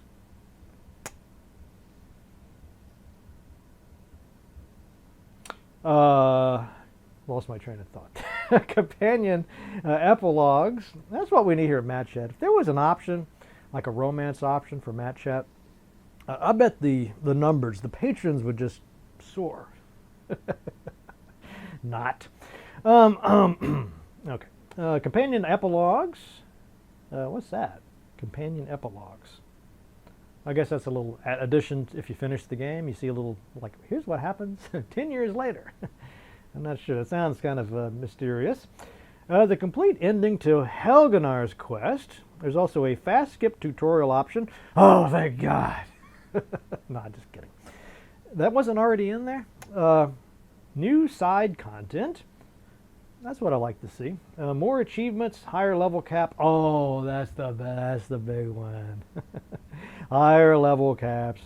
How about this? No level cap. I'm really tired of a game where you hit that stupid level cap and you still got game left. A substantial part. I think by the time you hit the level cap, you ought to be at the most, or at the least, say the 75% mark of the game. I would rather have it more like 90%. So you don't really get fully juiced until like the last, couple hours of gameplay. Because really, it's hard to play for me because you've already lost so much enthusiasm because you don't have stuff to look forward to anymore. You want some time just to revel in the power. But the worst to me is a game like Baldur's Gate 3 where you hit that level cap. You're like not even halfway through the game, right? I mean, that's lousy. Okay. I think that's about it, right? No, I didn't finish my list. Smoother support for Steam Deck in GeForce Now. Best of all, Tales of the Moon Cult DLC is coming later in 2025. So this was just the stuff they're giving you for free. And wait till they see the stuff they charge you for. All right, let's wrap it up with a quotation. And I was thinking, are there any quotes from ancient Romans? Anybody of those guys ever come up with a good quote? It's basically the source of 99% of our quotes. Okay, this one you probably heard before, but I'm going to see if I can read it in the original Latin. So not modern Latin, not medieval Latin, but the original Roman Latin. So I'll read it and you see, it's a real famous quotation, so I'll read it in Latin and you see if you could figure out what the English version is. Okay, it goes something like this. Veni, vidi, vici. What do you think? I know you know what it is. Yes, I came, I saw, I conquered. The most badass quotation of all time. Thank you.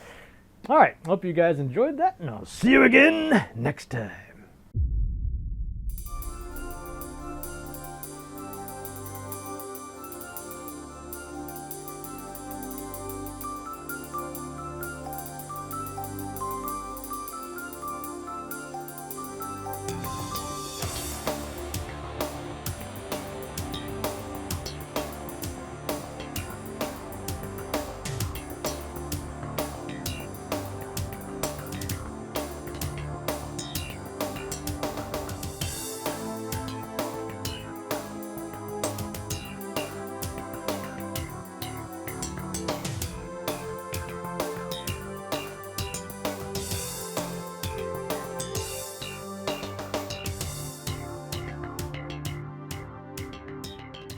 Many things change.